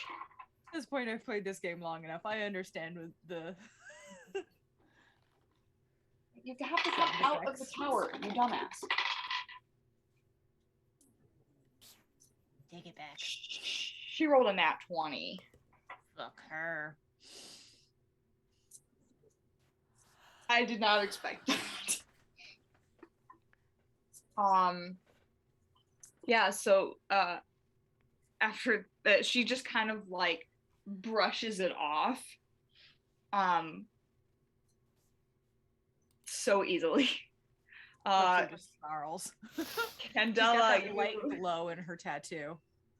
Candela, you are up first, my dear. How far away is this woman? She's about 30 feet. All right. I'm going to bamf out my wings Mm-hmm. and use my movement to fly 30 feet to her. I'm Okay. spinning my quarterstaff as I'm doing it, and I'm going to whack as bonkus her on the head twice. Okay, go ahead and roll. Oh my god. And I'm doing it two-handed, so hopefully Okay. if I hit, I get a D8. I'm checking other stuff real quick as I do this. Yeah. Because I have not played this girl in forever. Hold on.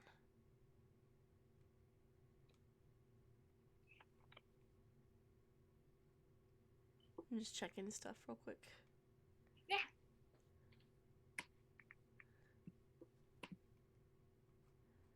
Okay. Wackus Bonkus number 1.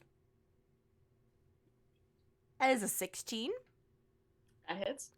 Alright, the damage is 9 points of damage, and I want to go ahead and spend a key point Okay. to make 2 radiant sunbolt attacks against her. Okay.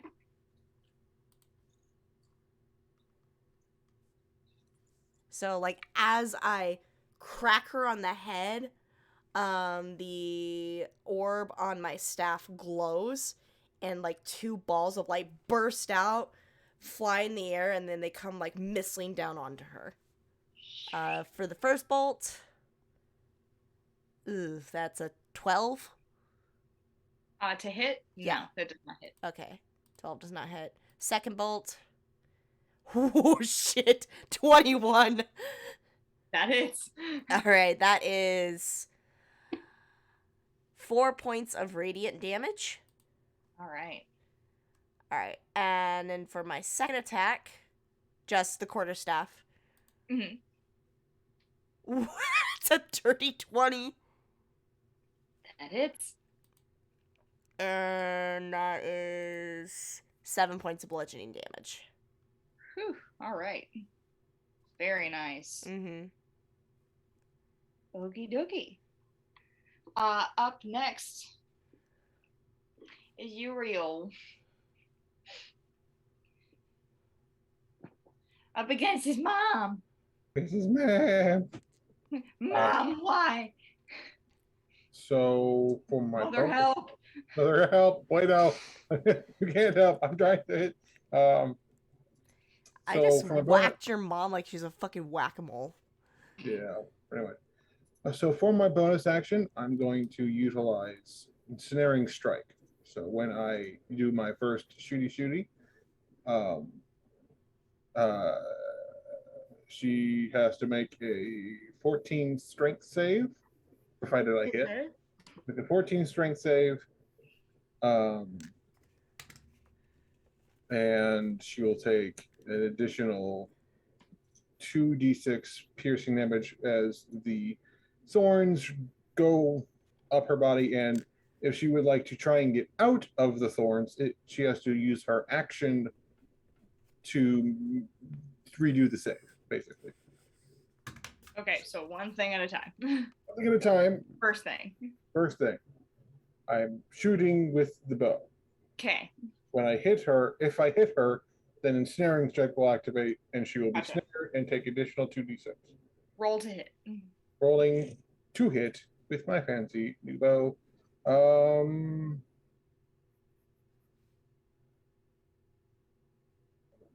second.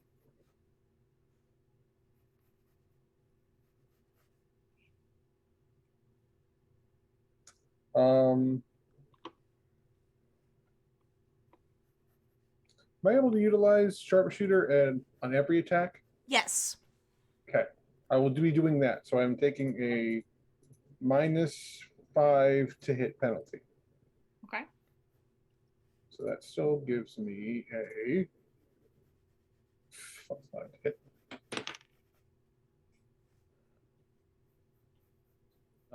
18. 18. Yes, it does hit. Okay. So she has to make a strength save. Of 14. Of 14. Nope.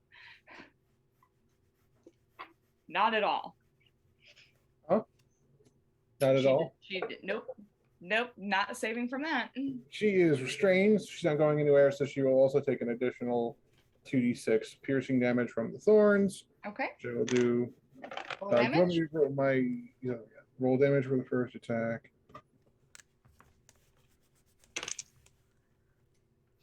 Let's see. Just the arrow itself, that's 20. 29 total on the first attack. Okay. Second attack, even with sharpshooter, it doesn't apply the additional damage from the spell. The spell was just for the first shot. Okay. That's a dirty 20 Okay. for the second attack. So,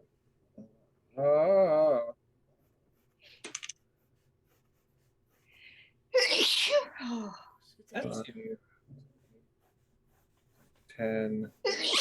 Gesundheit. Okay. Thank you.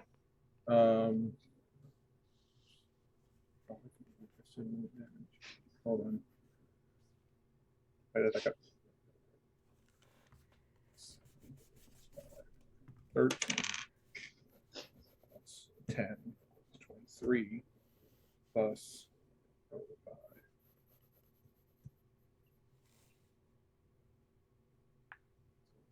33. Yeah. Okay. Whew. Yeah. That total? Yes. For Okay. from both attacks. 33. All piercing. Good night. All right. And she will take 1d6 damage on her turn from the thorns. I Okay. think. Let me double check, see if that's continuous, or she's just. While restrained by the spell, target takes 1d6 per damage. Start at each of its turn. Okay. All right. Start at each. It'll take 1d6. Is that your turn? It is my turn. All right. Next up is Calypso. Actually, Uriel, when you hit your mother, she grunts out in pain and just goes, "Please, I just want you to understand." And that's when Calypso, it's your turn. Calypso is snarling rage. Her tattoo is starting to light up as it usually does. Yes. And she starts letting out this very beginning of Fifth Element song and mixed with the Pirates of the Caribbean mermaid song and casts Siren song. Hey, I'm here for it. That is a DC 14. You're the one Wisdom who save? created it. If I can remember correctly. It said I have it written here as 11. I didn't know if it becomes my save because I have a spell save, or if it stays at 11 for that specific. I think it's because I remember Sierra had to use it, and I think I had to do 11 as well. Yeah, That's I don't why know if I Sierra did could wrong. never succeed with it. Hold on one moment. Let me see, and I thought I wasn't gonna need it. Joke's on me.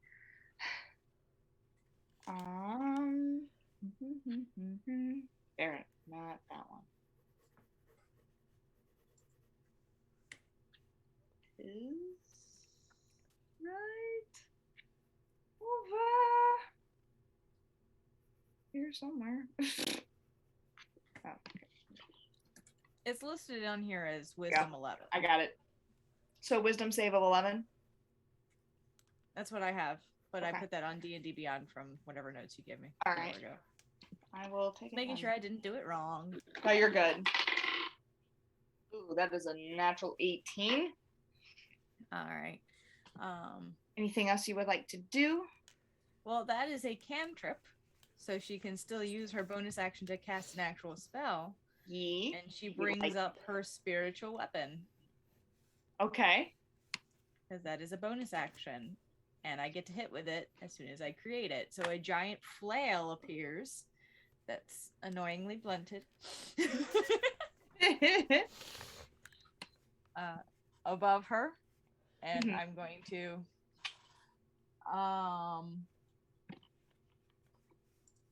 try to smacky smack. Roll to smacky smack. All right.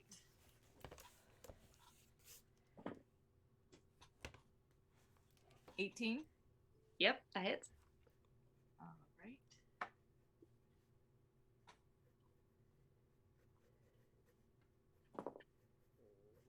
Uh, 10 points of radiant damage.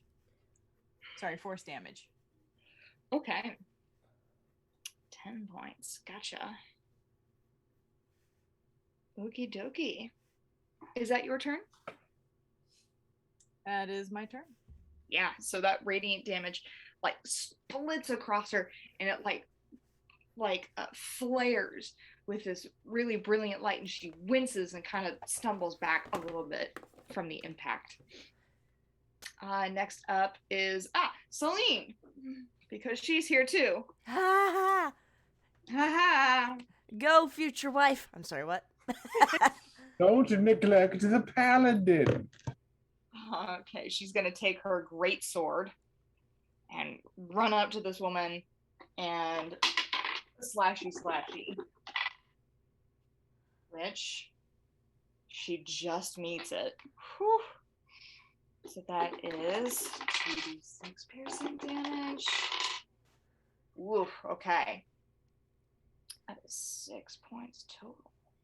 5. All right.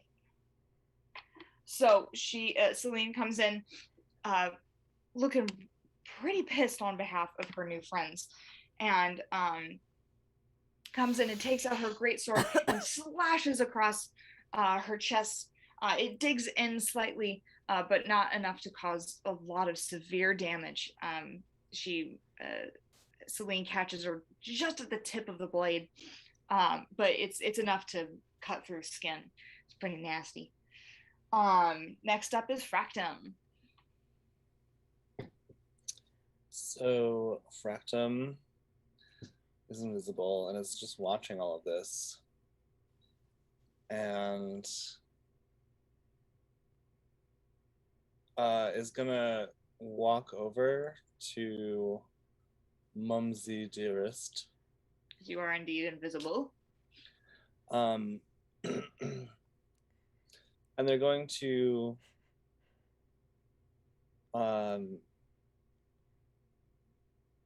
so just not like creep up behind the mom. Mm-hmm. What's her name? Stella? Stella, okay. And Fractum is going to, they're not going to use magic, but they are going to use their healing pool. Mm-hmm. It is they're just going to use 3 uses of it, which is a d6 each. 6. And sort of like as they go from being invisible, there's a sort of like bluish teal aura that sort of surrounds them as the invisibility dissipates.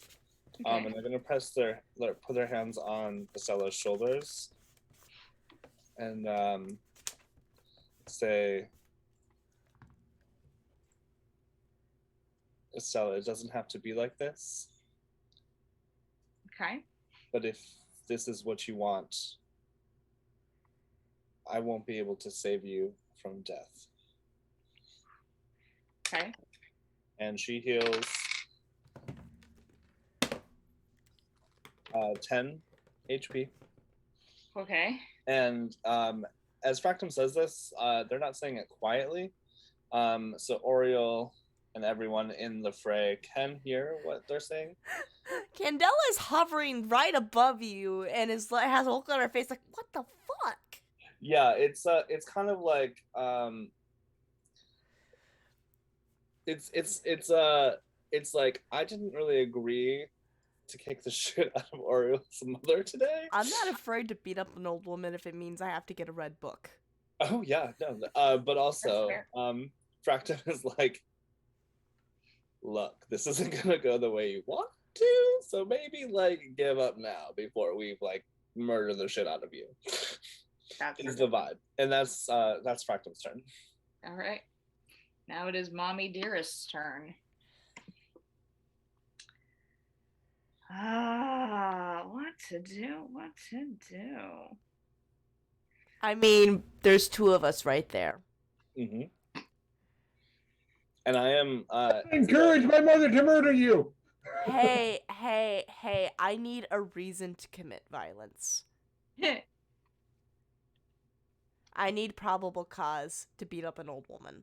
Also, for the record, I never gave Hannah a class. So she just kind of she kind of did it on her own.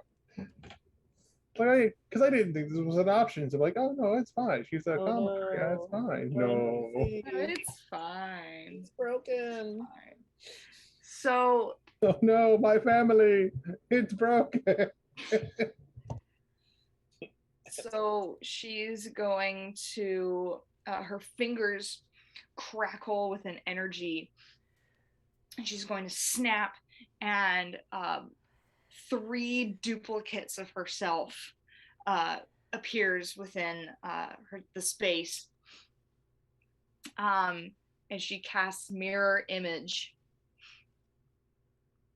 Oh, do you want to roll for the thorn damage, or do Yes, that's 1d6.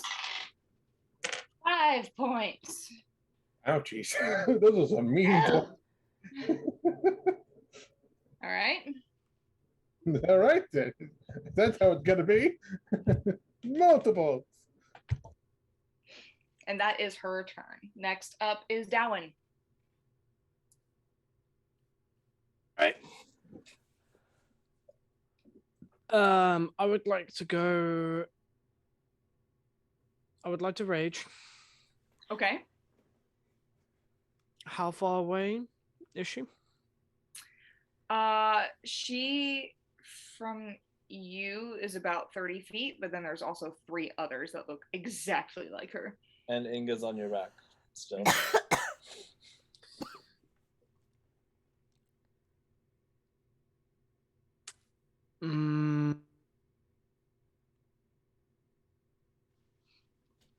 I'm gonna go for the bitch on the right. Okay. So I assume there's right, middle, left. There's 4. So there's 3 Oh. duplicates and then her. Okay. Yeah. In that case. And Fractum and Candela just Yep. in a sea of moms. In that case, I'll go for I'll go the third. Okay. Third one. So third from the left. Okay. Because I have no way to discern which one is which, so I'm gonna hit something until I hit something solid. Okay. Okay. To do no. Stop it. My God. Okie dokie. Yeah. So roll to hit.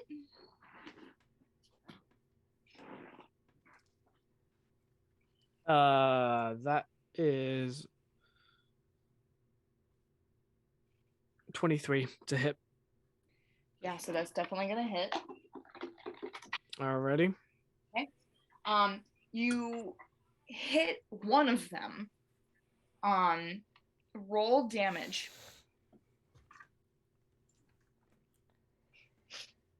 Oh, I get to reroll that. 12 points of slashing damage. Okay, so you tear into one of the moms, and it splits her in half. And it's like kind of being Thanos, but really fast instead of slowly drifting away. It just goes. So one of the duplicates is gone. Okay. Then immediate left swing, and I'm going to reckless attack. Roll. No, no, I'm not going to reckless attack. Okay. 16. 16. That hits. Roll damage.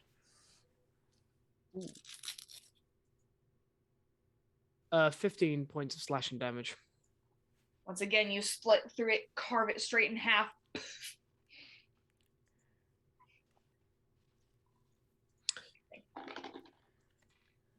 Yeah.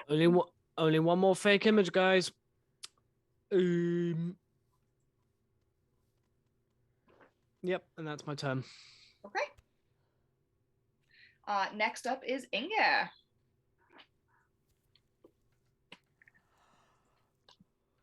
Okay, so I've been thinking about this one, and I have like 3 thoughts. Yeah. So first off, I didn't realize. I mean, I forgot that I had in place. I had like the specific pact thing with like the warlock class. I can summon a familiar, and it's familiar. What is interesting to me is that the familiar can take the form of a bat, cat, crab, hawk, lizard, octopus, owl, poisonous snake, fish, rat, raven, seahorse, spider, weasel, or frog. You should totally do a frog. So, but that reminds me. Yeah. I do have a frog army who vowed loyalty to me when they had legs. So three things, I don't know, 2 or 3 things. 1, would the frog army count as my familiar? And 2, is the frog army old enough to summon yet? Oh my god, this is genius! To answer your first question So of many would the frog questions. army be your familiar? Yes.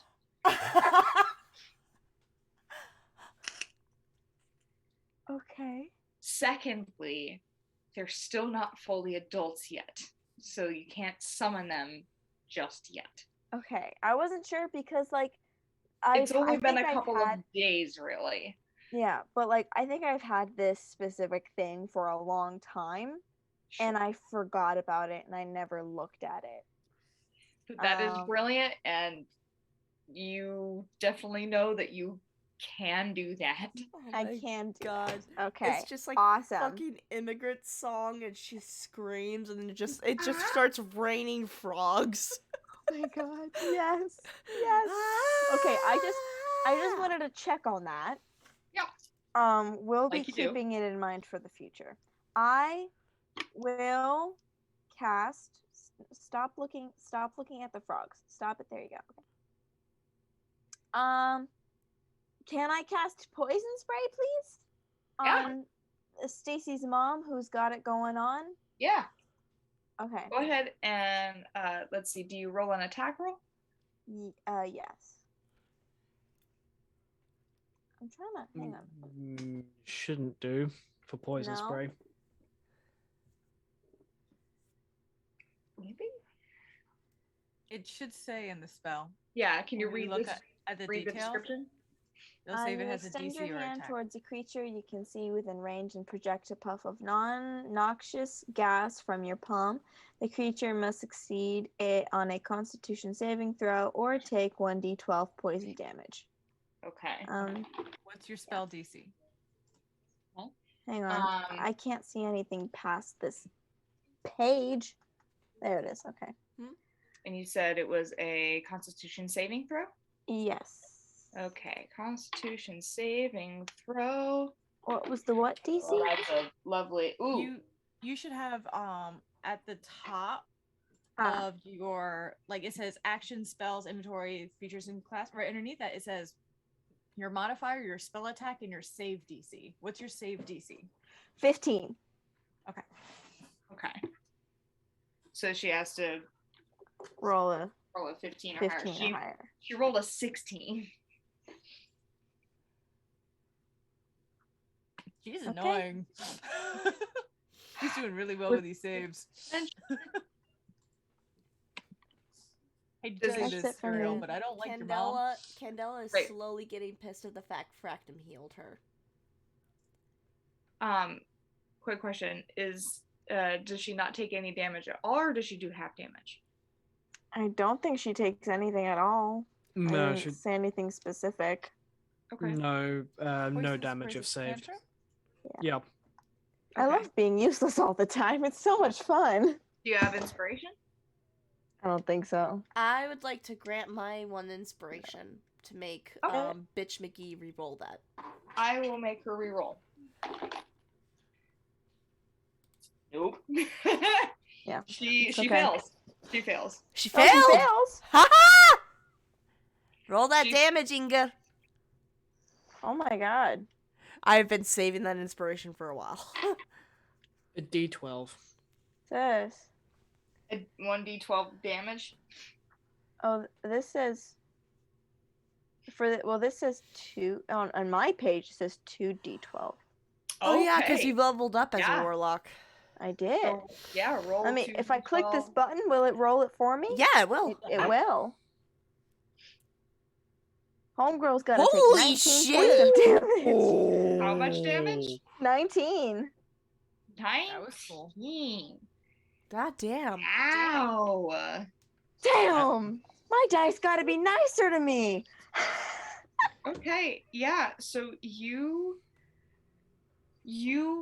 kind of go back and forth between, okay, who's the real one and who's the fake, and you just go and do poison spray, and it hits Mommy Dearest in the face, and she screams and is very itchy in the face now.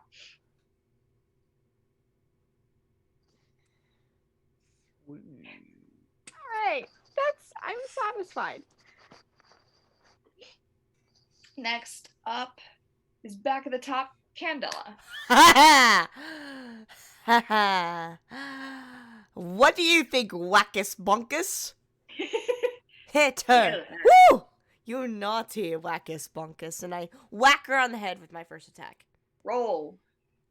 That is a dirty 20, and I'd like to stunning strike that. Okay. So, let me roll damage real quick.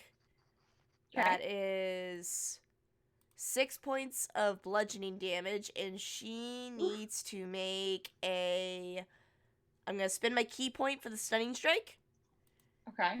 She needs to make a con save of 13 or be stunned until the end of my next turn. Okay.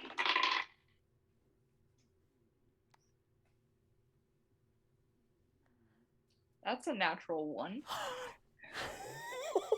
So she is stunned until the end of my next turn. Stunned. Cool.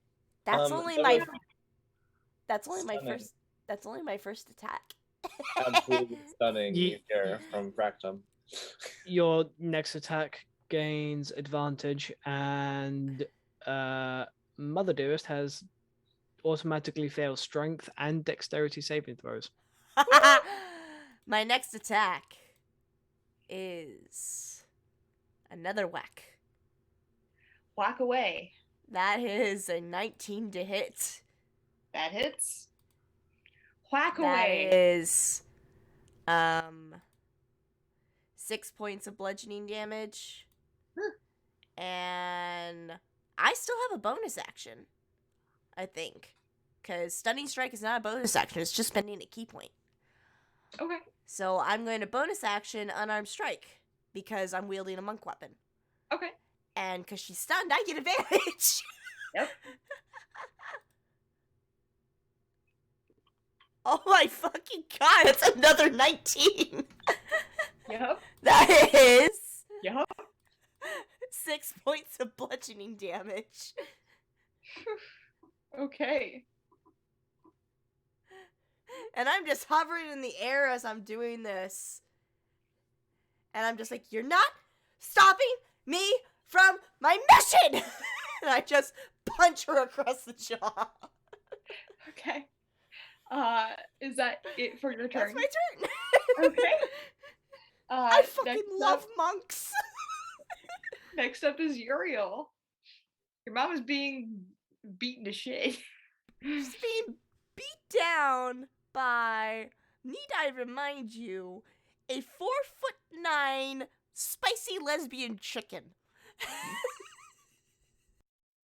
That's the flavor. Spicy lesbian.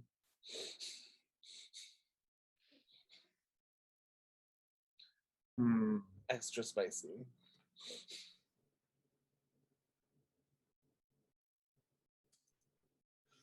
Well,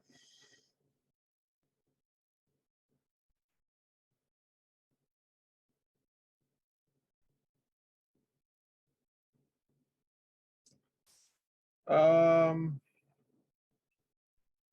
mean, I might as well. I'll use my bonus action to utilize Slayer's Prey. Basically, I designated her as a target. It does an extra 1d6. Okay. And I will utilize Sharpshooter and take my shots. Slayer's Prey as a hunter, you use it every fucking turn at least once. Yeah, I forgot about that. Because Yeah. I already eaten something else. I'm just like, Yeah. yeah. Sorry, resident ranger, I know all this shit. Don't worry. I defer to you on ranger shit. Okay. Roll, attack roll number 1. You have advantage. Yay. Okay, that's pretty good. Those are pretty good.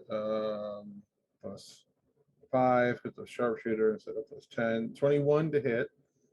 Yep. Attack. Second attack.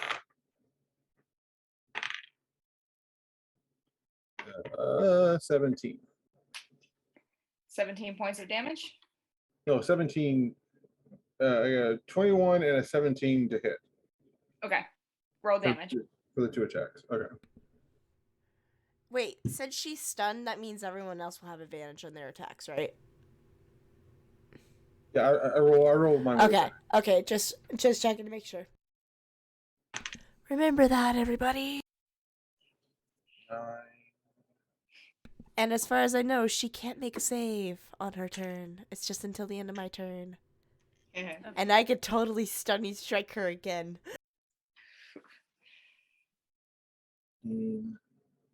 Oh, plus 10. Yeah. Wait. Fucking. Yes, that's why. I probably missed on damage last time, but you know, whatever. Thank you, the Flower Dragon, for the raid of 4. We're in the middle of combat right now for our session. 10,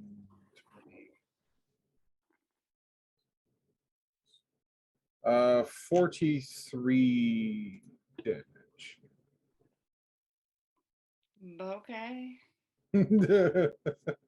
Sharpshooter gives you like a plus 10 to my damage. So with both of them being Bro. All right. Is that your turn? yeah. Okie dokie. Next up is Calypso. Calypso is going to feed off of this stun that she has and attempt a bane. Okay. Which is a charisma 15 saving throw. Okay. She automatically fails.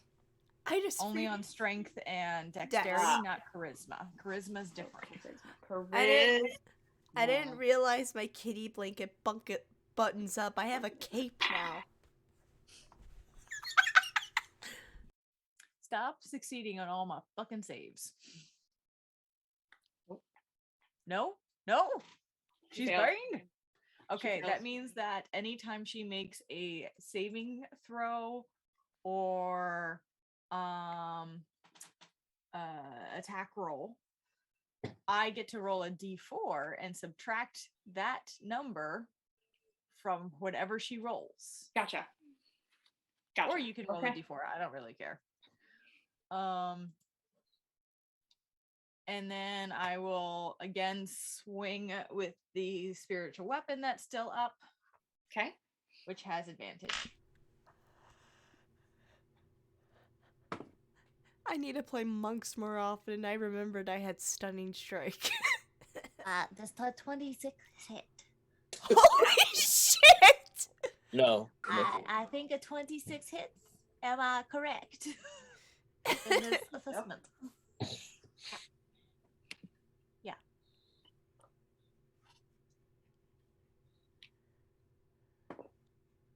Uh, 6 points of damage. Not bad. By the way, just for your sake, DM, yes. Bane is a concentration spell. Okay. So I have to concentrate on that. Good to know. All right. Next up is Celine. Again. She just witnessed me like squeak in rage as I whacked this woman. Swing and miss. Even with Swing and advantage? Oh yeah. Oh, duh. She misses. With disadvantage. Gotta say, disadvantage minus a d4. Yep. Please watch where you're swinging that, Celine. It's been a while. That's, I do need a advantage. haircut, but Okay. The next up is Fractum. Okay, let me just get this straight. I am addressing the group right now.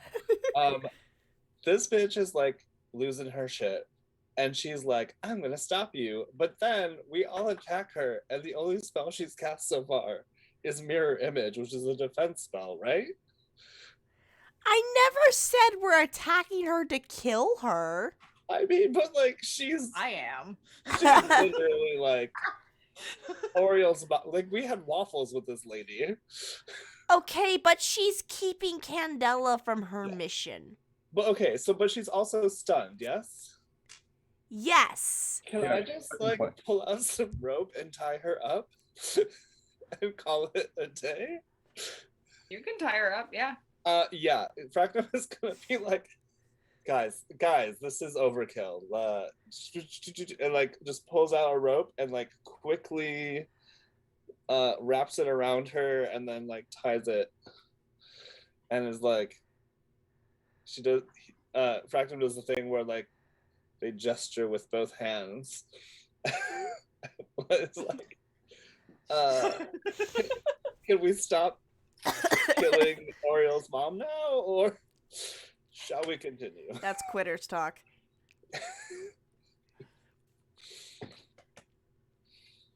You've had a little too much. I mean, Uriel's attacking his own mom. He's not Yeah. the person you should ask. That's fair. I mean, Fractum is looking at Uriel at least for like 2 of the 6 seconds in this round. It's literally the audio. The tables have turned, Dr. Evil. Not really. Kill the little bastard. See what I care. Not really. What? But yeah, so Fractum. He's just like, if she dies, she'll poof back. Yeah.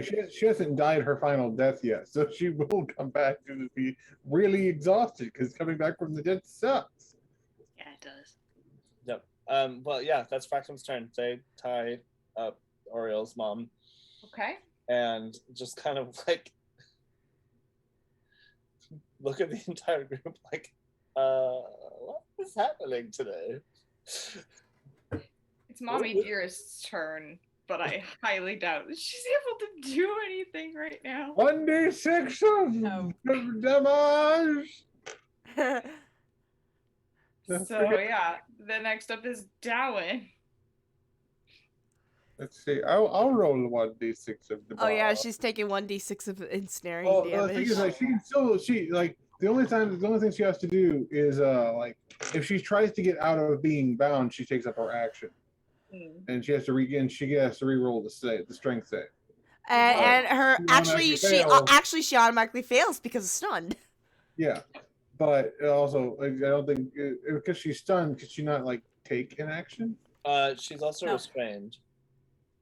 Yeah. No, So she's just basically a fucked. stuttering, stumbling Yeah. mess for a full round up until the end of Candela's next or beginning of And if I'm bitchy, I can hit her again with it. Don't fucking do it again. And because she's baned, Calypso can remove some of her saving throw score. Like I said, I'm gonna I keep can this shit going. fuck this woman's life. Hope you were not overly attached to your mother. That's all I'm gonna say. Darwin. He is. Unfortunately, he is.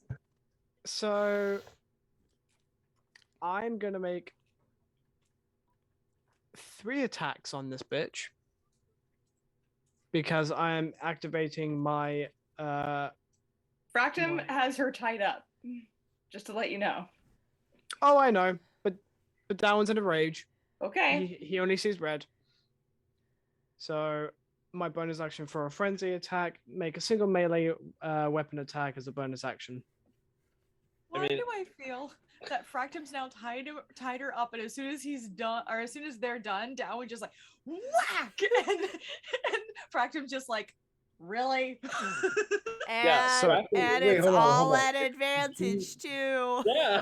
If she's tied up and restrained, and he's still He's raged. Yeah, this is what you started. What did you roll, Ariel. Darwin? yeah, but whatever. 23 Yep. for the first. Yep. For the second attack, that's cocked. I'm not laughing that you're attacking the mob. I'm laughing because Fractum's face is almost certainly identical to Calypso's face when anyone tries to like do anything nice with her. That's a natural 20 on the second. Oh my Jesus. Roll damage. No. I've got my third. Oh my god. Okay, here's my question. What's the minimum damage you can do? Okay, so the third one definitely hits. It's because it's over 20. So, all right. I need to do math. Hold on. So the 2 basic attacks, that is... With the 2 basic, that's 16 from both. For the least? That's the least from... That's 2 attacks Lethal combined. or non-lethal, buddy? Oh my god. Didn't even roll for the crit. God damn. Lethal or non-lethal? Non-lethal. Like, just for flavor, like, can I act as if the crit is the last attack and just absolutely knock her the fuck out with the side, just fuck it, and like the flat of the axe head just bonk. Oh. Yeah, it hits her square across the temple. Whack! And she is out cold. Jesus, motherfucker. Right. Hey, we didn't kill Autocorrect. her. We You didn't didn't. kill her. She's tied up. It's just- Hey, she's knocked Done. out and tied up. Most She's of our done. job's done now. We could just head inside the fortress now. Oh my god. I call this a win.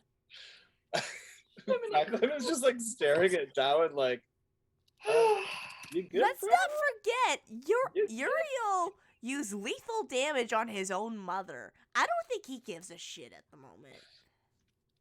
You good, bro? Darwin? Are you alright? Ending my rage. Yeah, I'm good. Why? I don't think you should have as much bacon as you had this morning. Fractum's that one audio, and I think to myself, what the fuck? What the fuck? Yep. At that point, Darren's just gonna look to Candela. You wanna go look for the book? Yeah! And All then right. I hop back down onto the ground. I bamf my wings away. Oh, I won't get to use those again until tomorrow. Oh. And then He'll just pat her on the head. You did good though. You got some good hits in there. Can I just cast Spare the Dying just to like be sure she's not gonna just to make sure that she doesn't like bleed out on us? Yeah, that's fine. Okay. That is. She's out cold. Yep. Are we officially out of combat now? Yes. I'm sorry guys, I'm gonna have to get to bed because I am opening tonight. You got this, buddy. Opening tonight, opening this morning. So I'll catch you guys later. Bye. Have a good Levels. Have a good weekend, buddy. Love you. Bye. Bye. Yeah. Combat is officially over. You guys can explore and look around before we end for tonight's session. I'm gonna be that bitch and loot Uriel's mom. Yeah? Oh god. Go ahead and loot. Let me roll my investigation check. Fractum is gonna be like, That's a natural 18. I used a loop, so if you just like tug here, you can unwrap to move around the rope, and then you can like get into the pockets like deeper if you need to. Yeah, so you find 3 different gemstones in her Ooh. pocket. I swiped the gemstones. Yep, and you also find 100 iron in her pocket. Haha. And iron is like platinum, right? Yes. I'm rich, motherfuckers. I'm keeping that. I step over her unconscious body Okay. and explore more into this fort because I don't give a shit. Can I do the same? After Yeah. I'm done looting the body, I follow afterwards. All right. So Bracton's guys- gonna stay with her. okay. So you guys find that there is 3 rooms in this fort. You guys can split up and look if you want to, or you all can go together. Doesn't really matter. Okay, because I'm I'm split. question DM because I'm searching Yeah. for a specific book. Do I have like a spidey sense of where this book is? No, you just know that it's here. I just take the room to the left. Okay. I'll take the room in the middle. Okay. Take the right. Okay. Uriel. I'm a How you doing? Sarah cares. Calypso might not, but Sarah cares. Hey, at sorry. least we didn't kill her. Fractum is continuing to tend to her wounds, and but is also keeping her tied up, and is looking at Oreo like, "Are you good? Darwin's clearly lost his shit, but are you good?"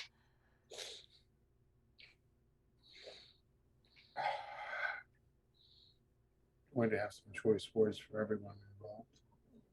But for now, just keep an eye on her. I might have been invisible, but you did draw your bow on your mother, and And that's for me to deal with. yes, but we're all kind of a family here, so just in the future, if you don't want us to beat the crap out of your family members, maybe tell us before we start. Because Candela, for example, is ride or die.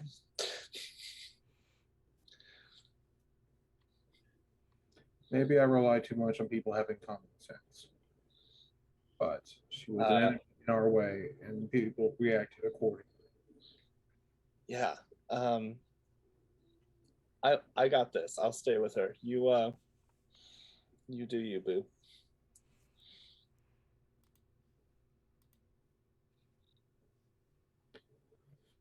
He's going to stare at her for a long moment. Mhm. Just kind of this very hurt and confused look. Of course. Going to look around at the fort. And for point of interest, she'll look and see if his family crest is anywhere around the walls. Because before there was like stuff depicted on the walls and such. You'll look and see if there's stuff for Batya or for his family crest or anything. Yeah. Your family crest is nowhere to be seen. This fort is over 2,000 years old. Yeah. You know, your family crest hasn't popped up till maybe a couple hundred years ago. But you do find that familiar symbol of the gods, like in that previous fort where it's the 3 leaves and then there's a spot underneath it that's smashed to pieces. He'll like place his hand over the smashed portion Mm-hmm. and sort of take the coin in the other hand. Mm-hmm. What is this? It was the Or same religion. thing. Or religion. If you're trying to contact Batya. Yeah. All right, doing sick tricks with my thing apparently does a thing. That's a nat 20 plus 2 for 22. Yep. So you ask, what is this? And you feel that familiar wind blow through you. And she says, find the book.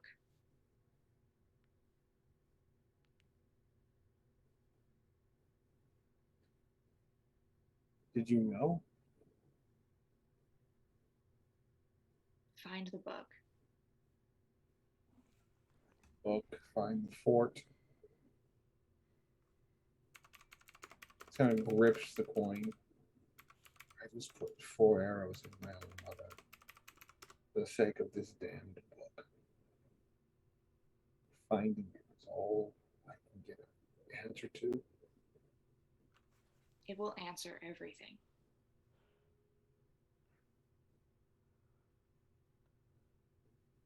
He'll feel along the walls for the switch, like the one. They found one at the other fort. He'll look around to see if he can find the switch. There is no switch on this wall. It's just a tower. So there's room above. So it's like there's a spiral staircase in the center of the fort. And each level is a different room. He'll just start going through the rooms and see if he can find a loose stone or a switch or something. Yeah, so you guys all end up having to go up the spiral staircase anyway, since that is the only way to get to the other rooms. So the first room is filled with really old, rusted armor, and weapons and shields and all that kinds of stuff. This used to be kind of like their base of the armory, and this is where all of the guards and the soldiers would prepare for battle. Wait, are we all back together now? I thought we split up. You guys intentionally started to split up, but all of you have to go up the same staircase to get to those rooms. Okay. So since each of you are literally going in the same direction, each of you are able to see each room one at a time. Armory doesn't really scream home of big red book. Up in the second room, there is a big supplies room filled with old boxes and lots of old barrels and things like that to hold supplies like food and water. But you can take a look inside if you want to. I'll just take a quick glance. Yeah, roll perception. Ooh, 18. Yeah, you see a little sack in between like these barrels, and you pick it up and you shake it, and there's lots of clanking inside. It's money. I pocket that shit. You open it up, and there's 180 iron in there. Hold on, I need to... What's 180 divided by 2? 90. 90? I swipe 90 for myself, and then I hand the rest to Inga. Okay. Inga, you get 90 iron from Candela. Sorry, the youngest ones have to stick together and try to get rich. For the D&D Beyond, for Inga, that is platinum. Yes, It's platinum. that's platinum. Yeah. Okay. Also, I was trying to look in the room to the right. Yeah, it's all in one tower. You guys are going upstairs for each room because it's just going higher and higher. No, that. Okay, I was not paying attention. So you're heading to the last room. All right, we're about to head to the I'll room that we want to investigate look at. this. Yeah. Where's my money? Should be in inventory. Inventory currency. Hold on, I'm coming your way. No, it's okay. Wait. Oh, whoa. Ooh, Oh, whoa. Inventory? I'm in inventory and there is no currency. Equipment. Manage. Where is it? There we go. Currency. 90. Yeah. Boop. There you go. Cool.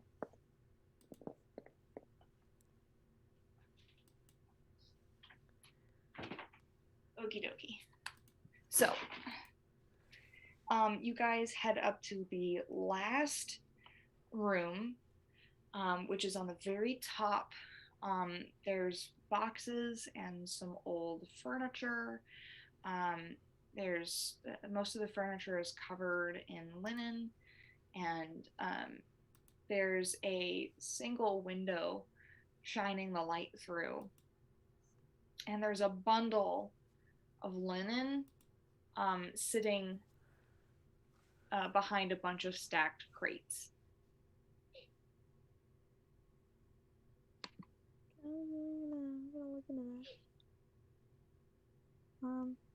About a 15 for investigation. 15? Yeah, so you find that bundle. It's something wrapped in linen. If you want to grab it and look at it, you more than welcome. Yeah. So you take it, and you flip off that linen or that fabric, and underneath is a red leather-bound book with gold accents on it and the symbol of the gods. I just poke my head into the room. Did you find anything, Inga? Well, I found the book. Is it red leather bound? Yes. I immediately scramble over to her. Yeah. So you scramble over to her side. Inga, do you give her the book? I kind of because she scrambles so quickly, and I imagine Inger sees it as a demented spider crawling across the floor. She kind of pushes back for a second. She's like, ah! And then when Candela, sorry, I got excited. This is the book I'm looking for. Gently hands over. Thank you. I'm going to see if I can find anything else in here, and then I'm going to look around. As Inga's looking around, I'll go back to the group because I assume everyone else is still outside the door. I'm still in the first room. Because I said I went into the left room. So Candela, you look down at that book, and it's so old, but it's been really well preserved. You're shocked. It's been preserved this long and this well. And on the cover, you see the symbol of the gods on it with the 3 leaves, but there's a 4th leaf underneath the 3 of them with a completely different symbol. That's new.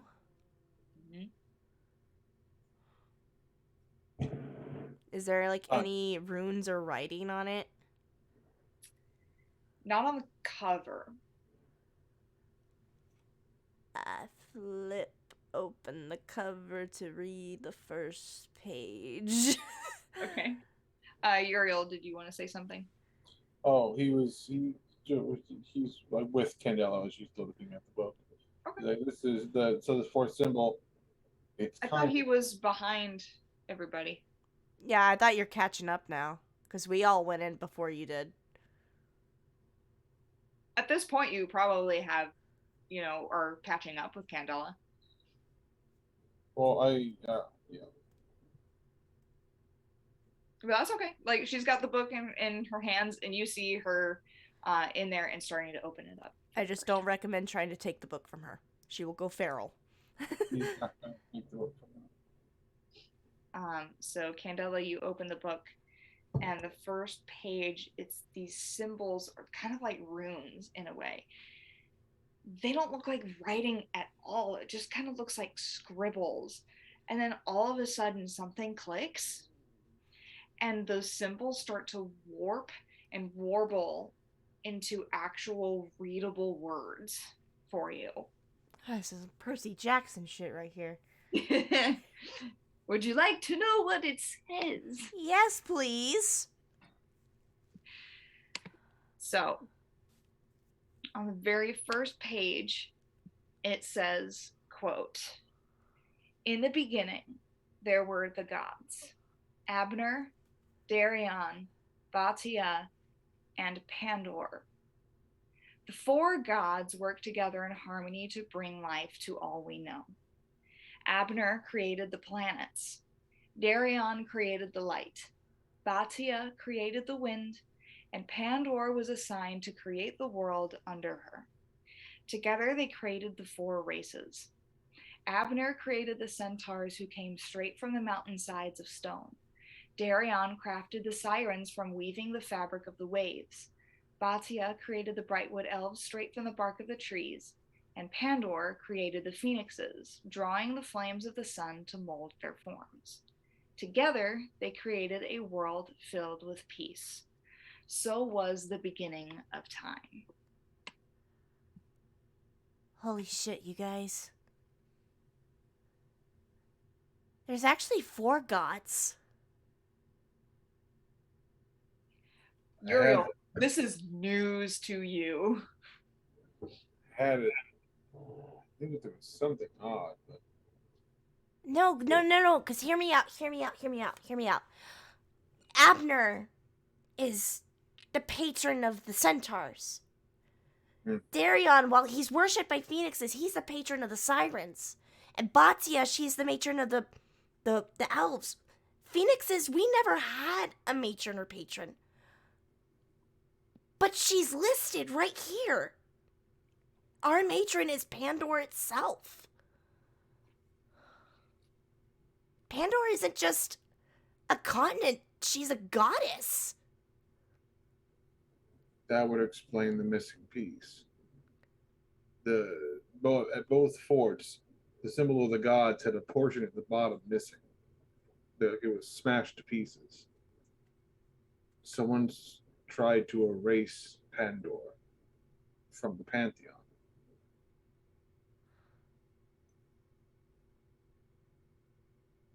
Is this, supposed to be a...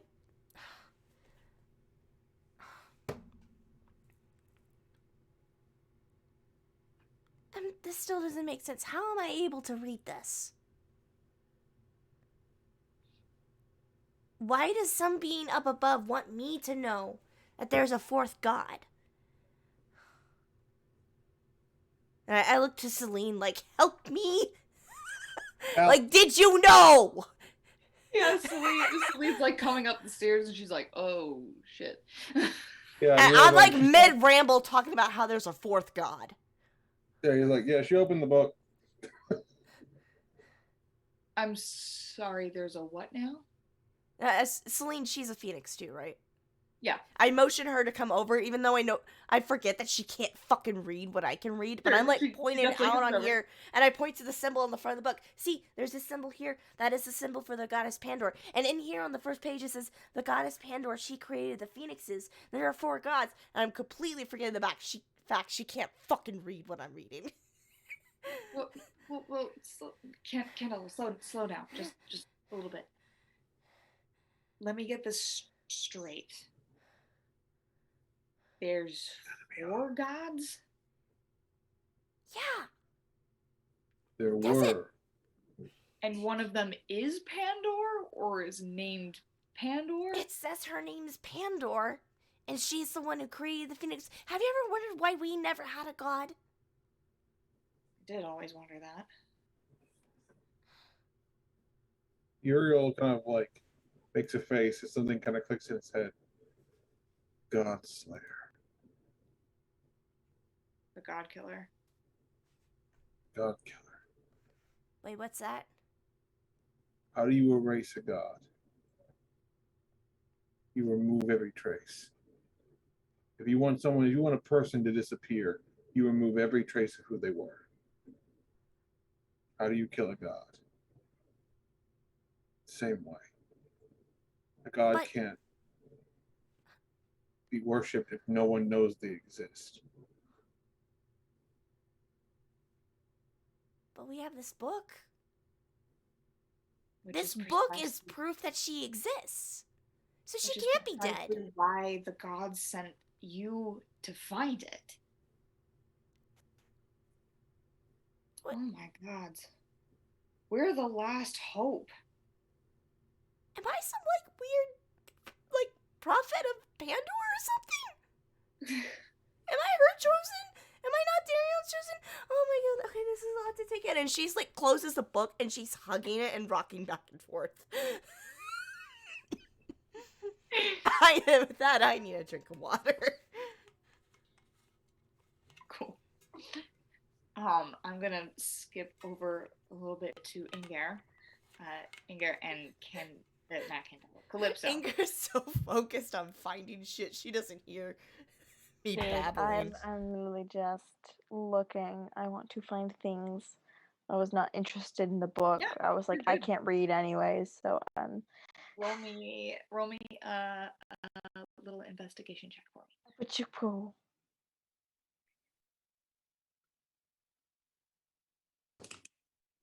What'd you get? 22. Whew. Yeah. You're looking through the room, and you happen to stumble across a small dagger that is old and a little rusted, but with a little TLC could be shined up really well. And the handle is made of mother of pearl. Oh, that's cute. I'm gonna And slip that. Oh. you happen to find a very old stuffed animal of a bunny. Is it like super fragile? Sorry, Paige, in the background was It just looks like it's been sitting there for a very long time. Yeah, I'm It's not yoinking quite those. fragile. Okay, I'm taking them home. Okay. Okay, actually, here's a good gauge. Fluffy meter. Young Fluffy, or old Fluffy, or older than Fluffy. Halfway. Halfway. So not new, but not like worn. Not what she is right now. Yeah. Oh. Huh. Okay. It could have been there for multiple different kinds of reasons. It could be that a father had it from his daughter or son. Could be that maybe some kids a long time ago found it and got way too spooked and dropped it. Could be a number of reasons. But with a little tender loving care, it could be restored really well. Yeah. Two things. Yeah. Do either of these items seem like particularly standoutish, like they are important? And two, is there anything else in the room that seems like it could be valuable or important? You don't find anything else that seems to be very valuable. It's all just kind of old junk. But the dagger is certainly of interest. You don't know where it came from, but it doesn't look 2,000 years old like the other ones, like the other weapons out there, but it doesn't look like it was here yesterday. So it's got some time on it, some age, like it has some wisdom to it. Yeah. Okay. Interesting. And then the bunny is just a bunny. Hee. I'm gonna go down to everyone else. Mhm. And I'm going to hold out the dagger and the stuffed animal, and I'm gonna hold them out to Candela. I'm gonna say, which one do you like? Candela is like rocking back and forth holding this book. Huh? Which one do you like? I don't really use daggers. She awkwardly reaches for the bunny plushie and hugs it close. Inger tucks away the dagger and then like gives the bunny a pat on the head and then like airs Candela's head. Because my not, hair like, is literally touching it. fire. Yeah. My hair sort is of going, literally fire. And then like realizes that it's warm, so she like warms up her hand on her head. Inger, you may add to your inventory a dagger. Yay. But it's a small tangent, but in my Pathfinder game, we have an Ifrit, which is kind of like a I can't remember what they're called, but it's like the elemental children, but it's for the children of Gene. His name is Nuku, and his hair also looks like fire, but his hair doesn't have the warming effect. But we still hold our hands over his head to make skull. I added emotional support bunny plushie to my inventory. Our cleric, who is a halfling, constantly attempts to roast marshmallows over his head, even though it's not actual. Love it. It's, We ought to try that. that reminds me of that. It's so that's just. All right, so Candela now has the book. Celine is with her, kind of intaking all of this information. Ingara has a dagger now, and gifted Candela the bunny. Calypso, were you looking around for anything specific? I think she's mostly just exploring. She's been around a long time and tends to like old architecture. Yeah. So I think she's enjoying nice. what she's seeing. Yeah. But if she happens to stumble upon something, okay. Yeah, roll me perception.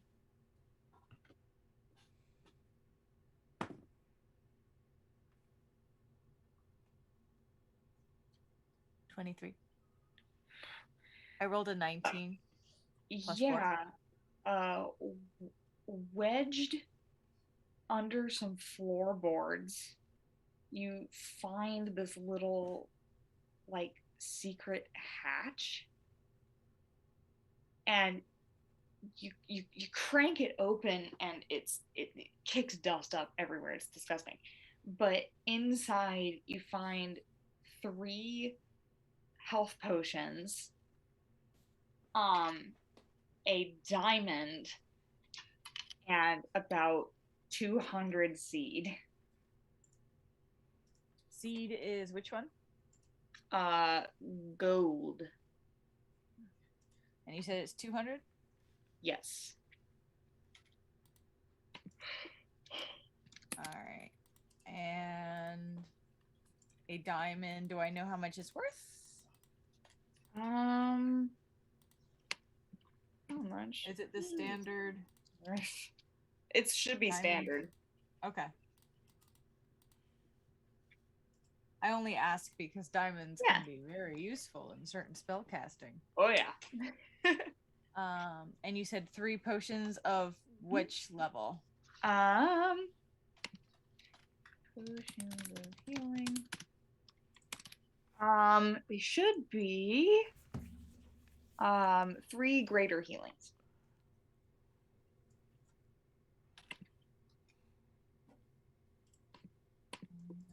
Okay.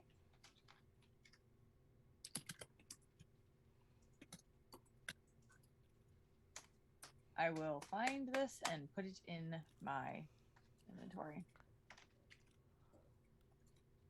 Got it. 2 and 3. Anything else catching my attention as I'm wandering this space? Not that you can see. I'll wander back down actually where Fractum is because that's where the least number of people are. There. Franklin's literally just sitting on the ground, with like both arms back, legs splayed out, just like staring at this like passed out mom who's tied up, just like, what a weird fucking day. Honestly, though, it's been a long day. I think Calypso will do like a. Is this going to be a thing?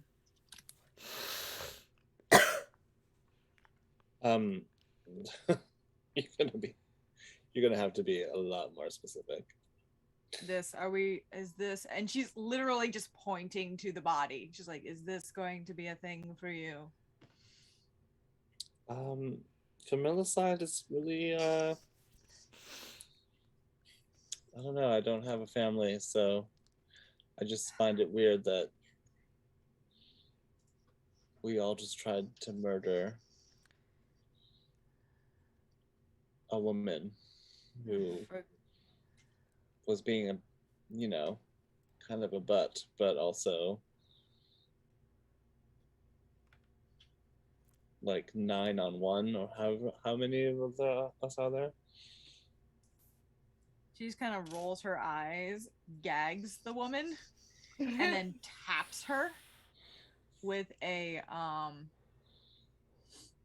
cure wounds at first level. Oh god. She's just like, oh, just shut her up. Are you happy now?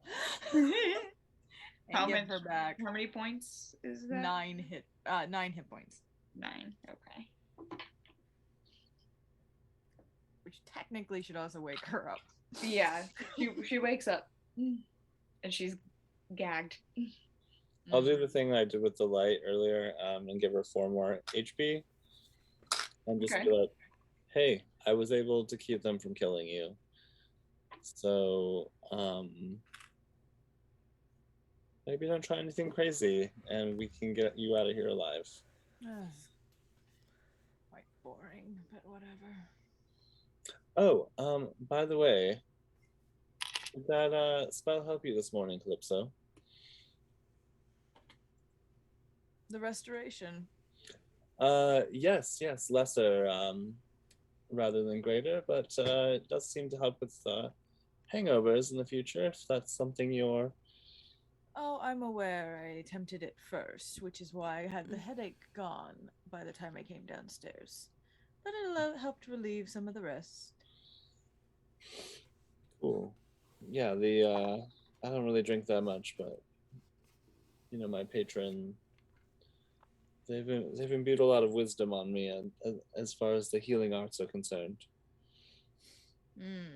Yes, your patron seems to be quite a goody two-shoes. Whoever that might be. I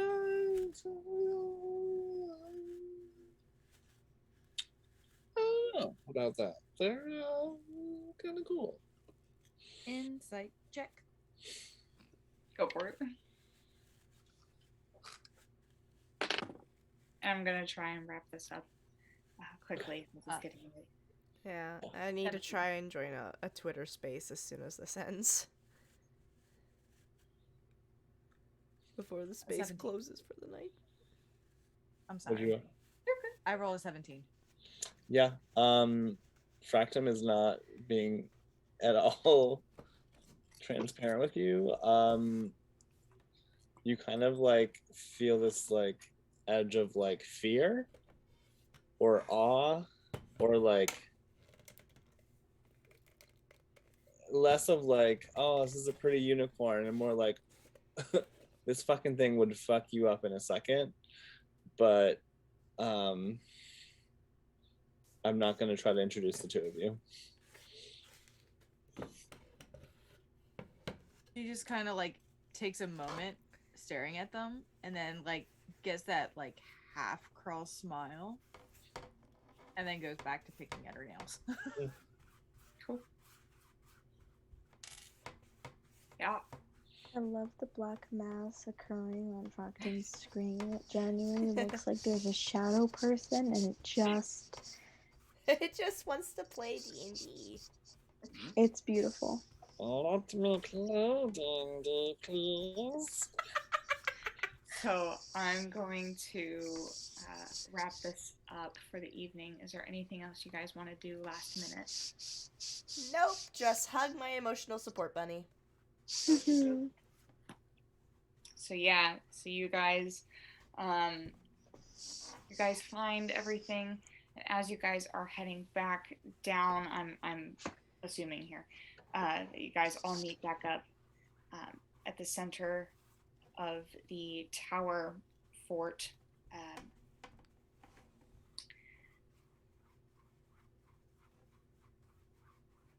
I lost my train of thought. Wow.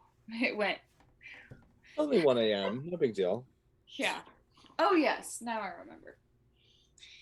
As you guys kind of come down, all of you are, looking out for each other and sharing the things kind of that you've been, that you found. And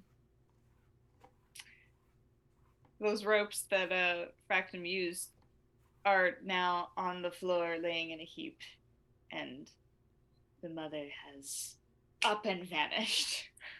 Even while gagged, interesting. Most spells require Oh my gosh, she's a sorcerer. Oh, that'd be interesting. Yeah. Did I mention that this is his mother's bloodline are the ones who are involved in all these rituals, so there was always a hint of magical importance. His dad was just a rich dude. His dad's just a guy. But his mom's family was always kind of weird. But yeah, she has now disappeared, and you guys are kind of like, fuck. Candela just shouts, "Are you shitting my dick?" No, Yeah. I'm not. Sorry. Blackout. So the last shot of the night. Is that? Is that? No. Fades to Are you black, and then you just hear Fractum. I'm not. I'm not. I am not Shitting shitting your your dick. dick. The last shot of the night leaves the party and instead travels to a very secluded home. And there are two figures resting peacefully in their bed. And one of them sits up with great surprise, a female, and she quickly wakes up the man beside her, and he goes, what is it? And she says, honey, she found it. And that's where we're gonna end tonight. My mom and dad! Yay! Happy note. God. Oh my We all god. feel the central dread. Are you sure that's a happy note? That sounds a little ominous to me. Ah. It looks questionable. Alright. Oh god, okay. Thank you everyone who joined us for Secrets of Pandor tonight. We hope you enjoyed tonight's session. Be sure to tune in Sunday, hopefully, for Lost Mine of Phandelver, and this Monday for Humblewood Heroes of Humble Origin, hosted at Aki Obsession. There's no other streams going on next week afterwards, so that's all that's going on. Thank you for stopping by. Have a great rest of your week. I hope you enjoy spending time with family, and we will see you all in the next one. Bye-bye!